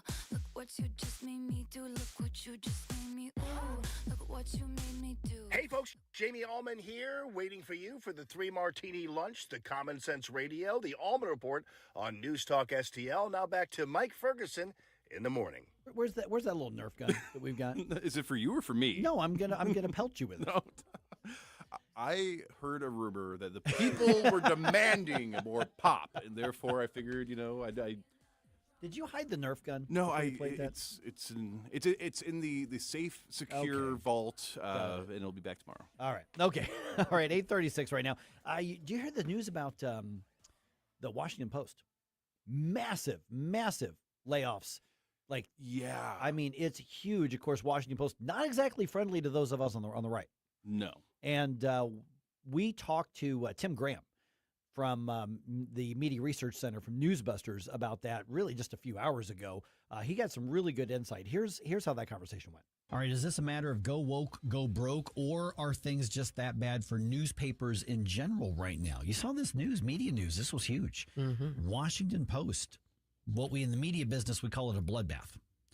When a massive layoff happens, almost a third of their staff, hundreds of jobs, let go this week. Yeah, that's a lot. That's a big deal. So how did this come about, and does it have anything to do with the Washington Post, let's say, aversion to objectivity and neutrality? Is that a polite way of saying it? It is a very polite way of saying it. We're now joined by Tim Graham. He's the executive editor of the Media Research Center's Newsbusters. And Tim, good to chat with you here. 30%, 300 jobs. That's a big deal. Now, there's no question that things are struggling for newspapers in general, but is that enough to explain what happened at the Washington Post, or is it because of the market reaction to their content? It's both, but what's funny about it is, of course, the liberals are all like, well, see, you failed to endorse Kamala Harris. And they did lose like 250,000 digital subscribers, at least temporarily, because they were upset that they failed to endorse Kamala Harris. Like, that was crucial. But, clearly, yes, we all understand, maybe 100 years ago, the whole model for newspapers was, let's try to be objective in tone to attract a broad audience. That's not the way that these national newspapers have been working, and especially not under Trump, where they really have been crusading. And when they get out there and they try to say, we hold powerful people accountable, it's like, no. You try to hold Republicans accountable by trying to destroy them, and you protect Democrats, where it's like, here's my question, Mr. Biden, and my picture on a card. Tim, I think one of the big surprises, just because, not that we haven't seen it coming in terms of the market itself, but for them to do away, for instance, with all of their sporting coverage, their sports writers and stuff, and also their Middle East coverage. So the segments that they're cutting out are kind of interesting. What do you think kind of accounts for that? It doesn't click. I mean, that's part of the problem. I mean, and so if you want to know what's going on in Cairo, you're not necessarily subscribing to the Washington Post. You probably put in Egypt in Google and get the BBC, or you're going to get actually media outlets in Egypt or in the Middle East. Sports there, I mean, here in Washington, so many places to get your sports on the sports radio, but also all over, blogs and podcasts. So, I mean, it's just not as much of a market for some of those things. What's really odd, though, is that here the Washington Post says, well, we're gonna stop all of these foreign bureaus, and we're going to cut sports and the books section. And they're going to say, well, this is the rise of authoritarianism. And it's like, cutting the sports section is surrendering to Trump? Yeah, I mean, and Tim, when you look at 300 jobs, I mean, obviously there are going to be resets in the market, and there's a lot of competition in media. But this kind of cutback, a third of your workforce, that's not something that just happened over the course of a short amount of time. This has been something that is more like the slow moving train wreck that's happening. So, I mean, what's leading to what led the Washington Post to be in that situation? I mean, you talked about the short-term things. Leftists were upset they didn't endorse Kamala Harris. Okay, well, that could definitely explain some blips in short-term losses in revenue. But a move like this, like I said, that doesn't happen in any sort of short term. They've been going financially and business-wise apparently in a rough direction for a long time. What is it that set their tone? What was about their direction that's put them in this position? Yeah, I mean, look, the newspaper business has really never recovered from classified advertising going to the internet.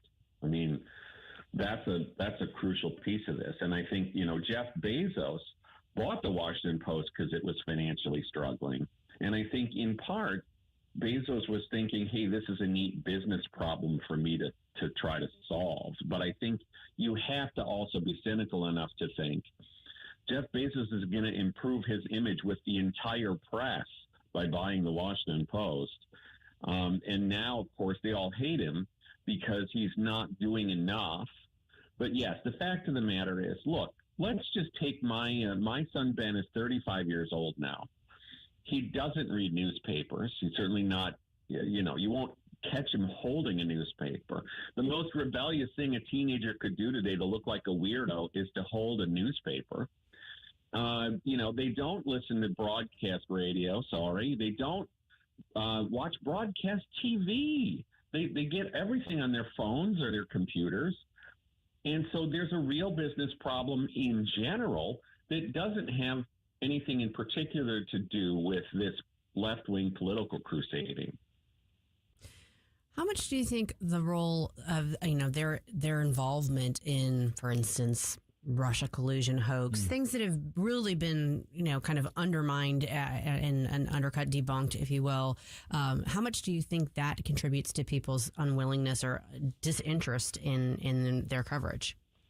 Yeah, I think there is a cynicism there. Is that people, the Washington Post wants and the liberal media in general want to walk around and saying, we're a vital pillar of democracy. And they never really accept how wrong they were about something like Russian collusion. Now, Eric Wemple at the Washington Post, he's now at the New York Times, really took some time going into how wrong they were about Russian collusion, from Rachel Maddow to the papers themselves. But they're going to all pretend they never make any mistakes. And let's remember, you win a Pulitzer Prize for doing stories not that are accurate, but that are on the right topic. The Washington Post won a Pulitzer for Russian collusion coverage because they were on the right topic. But yes, obviously a lot of Americans will look at these things and say, as I said before, you're not holding all government accountable. You're trying to ruin one party and help the other one. We are visiting with Tim Graham from Media Research Center and Newsbusters. Okay, so with the digital marketplace over the past 10 years, I would say, obviously there's a constant reset in media and consumption of it.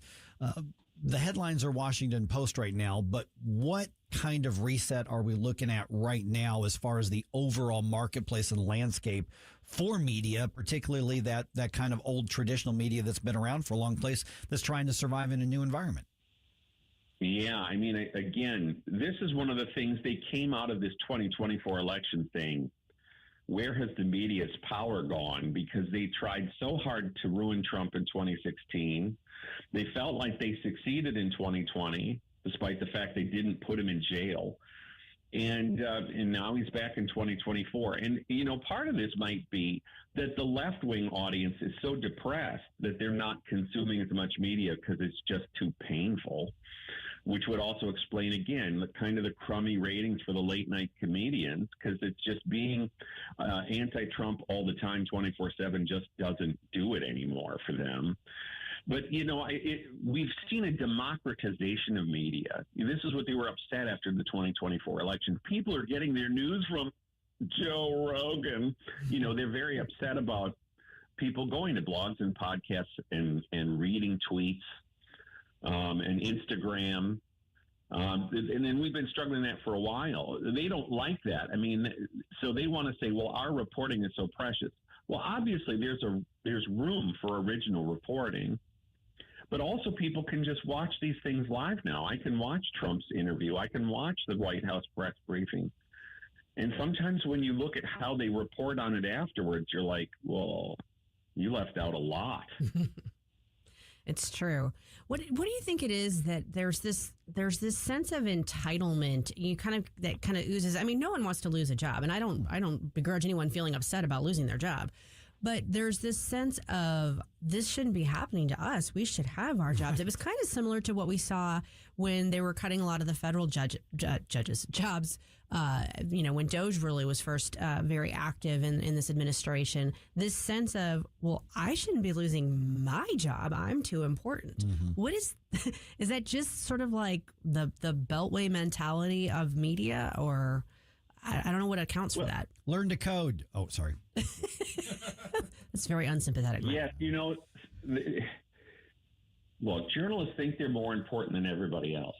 I grew up in rural Wisconsin, and the dairy farmers' kids would come to school and go, you wouldn't have milk if it wasn't for us. And we were just like, dude, these people think we are the most important. So if there's mass layoffs at the auto factory, they don't take it as the same way as a layoff at a newspaper. Yes. And so the other thing here is, the way they're raging at Jeff Bezos now, like he's somehow surrendering their authoritarianism when he could fund the Washington Post with, what did they say, the change dug out from his limo seats. They're all upset that, yes, you should always subsidize entitled reporters to screech about Trump all day long. And it's like, yeah, look, guys, at the end of the day, you're working for a business, and a business has to find customers. And, this is where one of the publishers said to the reporters at the Post, nobody's reading your stuff. Mm-hmm. Tim, in the last minute or so we've got here, obviously we harp on, leftist biased media a lot. I'm about to do it here in a little bit for some local coverage as well. And there's good reason to do that. People say they want objective journalism and they want somebody to just call balls and strikes and let us make up our own mind. I'm not convinced that that's actually true. But is there a market for traditional journalism anymore, or have we just basically divided into our tribes and we have our own media outlets to support those?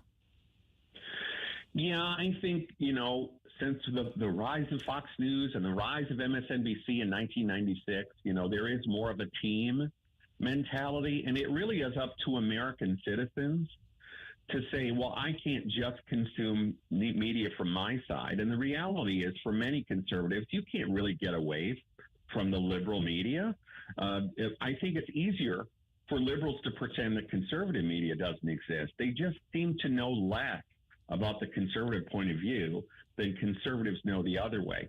You absolutely should hope that there's a place or an audience for traditional reporting. And, we're still getting some traditional reporting, but there is so much opinion drenched in it. And that's certainly true of the Washington Post. It's like, you guys could write this in a more neutral way. And they just refuse, because in today's hothouse environment, neutrality is somehow enabling Trump. Yeah, and I don't think this is going to be the last sort of headline we see about this. I don't know which other outlet is next, but this is probably just the next one in the line of the reset in the media, I would guess, Tim. Yeah, I spent the summer and fall of 1988 in St. Louis, and I could certainly say the Post-Dispatch is a Washington Post type. Yeah. I don't. Which Republican in St. Louis is still subscribing to that? Well, yeah, and they've already had rounds of layoffs. I mean, they've had cutbacks. They don't even print the Dispatch, or what we call the Post-Disgrace, in St. Louis anymore. They print it somewhere else and drive it in every morning. Yeah. Yeah. So, yeah, we've seen that. So, all right, Tim, obviously we want to follow your work. We've tagged you on social media already, but people want to get in touch directly, website, social media accounts. Where do you want people to go? Yeah, we're at newsbusters.org. We have, obviously, Newsbusters X account. I'm at Tim J. Graham, and we have the Newsbusters podcast twice a week. Great. Tim, we'll talk to you again soon. Thanks so much. And we also have our own podcast, Mike Ferguson, the Morning Podcast, where you can re-listen to that discussion in case you missed part of it. Now, also, I would be remiss if I did not inform you that starting Monday, February 9th through Friday, February 20th, News Talk STL will have the 2026 Winter Games updates throughout the day, every weekday. We will be keeping you up to date on the daily medal counts, stories about local athletes making America proud, and our favorite memories from past Winter Games. So News Talk STL's Winter Games coverage, sponsored by Best Buy Flooring and Corral Roofing.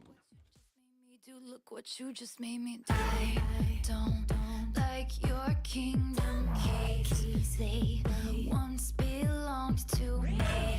You asked me for a place to sleep, locked me out. Mike Ferguson in the morning. A cross between Socrates and Dirty Harry. On News Talk STL. For me, not for me, all I think about is karma. Jamie Allman here, tossing and turning over retirement worries. You're not alone. 3 out of 4 Americans share your concern about having enough saved. But here's the thing. A comfortable retirement isn't out of reach, even if you're planning for 30 or 40 years ahead. Every day, Jeff Portman from the Gemini Wealth Group helps people avoid the critical mistakes that can derail their retirement. Build your path to financial confidence. Visit GeminiWealthGroup.com or call Jeff directly at 314-888-0123. Securities and advisory services offered through LPL Financial, a registered investment advisor. Member FINRA SIPC.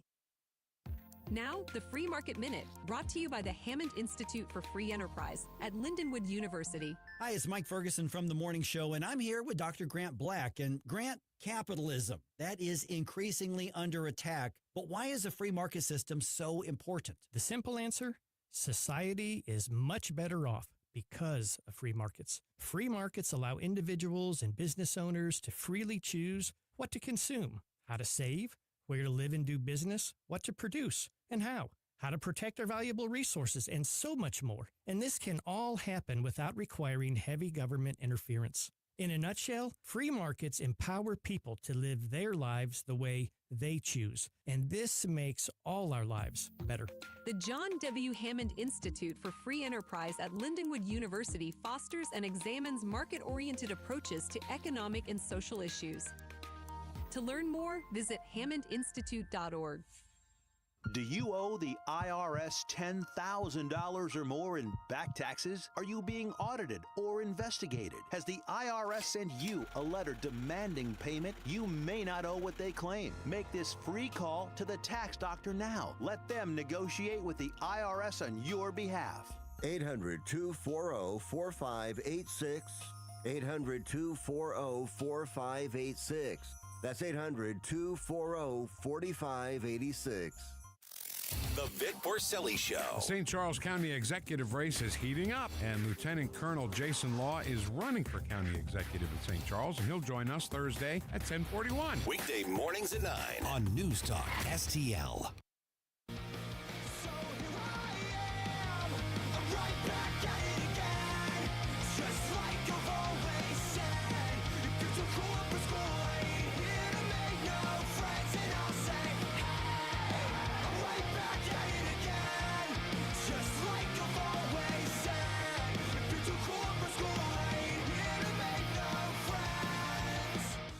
Hey folks, Jamie Allman here, waiting for you for the 3 Martini Lunch, the Common Sense Radio, the Allman Report on News Talk STL. Now back to Mike Ferguson in the morning. I guess I want to wrap up kind of touching on the whole, I guess, virtue signaling, against ICE, because the left wants to make this about, look at this heavy-handed, government, basically, heavy hand, heavy foot. But look at the pattern that we're seeing. And again, targeting the education aspect of things. We've got SLU, for instance. And again, listen, SLU's a private university. That's private property. They can do what they want. But the students whined and complained because ICE and Customs and Border Patrol Border Protection were going to have a booth at a job fair. And the student snowflakes out there said, we don't want that. And they petitioned. Schools like, all right, we disinvited them. We're not invited. We just told them they can't come. Okay, well, that's their right to do that. It just makes them look even sillier. I mean, the only thing that's positive, we're kind of excited about SLU's basketball team because the local team's in the top 20 in the country. Number 19, probably going to go up. If they win on Saturday, they'll probably go up another notch or two. So they're doing really well. But, SLU is a left-of-center university. That's just who and what they are. And then, of course, it was referenced a little bit earlier, I guess it was Monday, because I wasn't quite back yet from my trip, that there were thousands of students around the area who did a walkout to protest against ICE. Well, that's the full-fledged indoctrination that we talk about, because the schools supported it. We saw from Ladue and some other school districts, we saw screenshots of the emails that went out from the schools that just supported this, and they encouraged it. And they're trying to act like this is just part of the education we're providing. No, that's part of the indoctrination that you're providing. Yes. Listen, I don't care what it is. If a student says that on the National Sanctity of Life Day, they're going to stage a walkout protest at a school, listen, you're absent. If there was a test, you get a 0. How about this? Students, you're there to learn. Now, granted, public schools, they don't always teach. They often don't teach a lot. But this is the framing, and this is the danger if we don't address the problems in education and get it back to actual education instead of indoctrination. The left has captured education, K through 12, K through the academy, and they've essentially declared that part of education is you must adopt this mindset. And that's what we're seeing. So like Webster Grove and all of those, the students, the glowing media coverage, all these students are, they're getting involved. Well, they don't know what they're talking about. They don't know what they're doing. And what happens when these kids get into work? And I'm going to stage a walkout because we're going to go protest for this cause. Okay, here's a, whatever you call it, a disciplinary action, or you're fired. We needed you at work. But people, younger generations don't have that mindset. That's why we've got to have the more conservative, common sense people elected, and that's what's happening tonight. Is 5 of those candidates are appearing tonight in O'Fallon, and we were talking about that a little bit earlier. 5 conservative candidates. You want to meet them, you want to learn a little bit more, you can go to the Middendorf Credle Branch Library in O'Fallon, Missouri, from 5 o'clock to 7 o'clock. Doors are going to open at 4:30, but basically 5 conservative candidates saying, we're here. We'll tell you what we're all about. Check them out.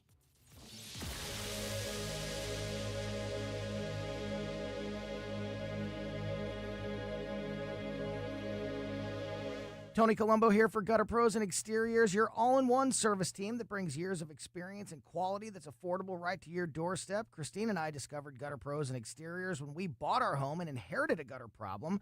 And they've also repaired siding damage on our home because along with gutter repair, gutter installation, and leaf protection, the Gutter Pros team are also the best for repairing other exterior damage, including fascia, soffit, and all siding repair and installation. Learn about all the ways Gutter Pros and Exteriors can help your home or business right now at gutterpros.com.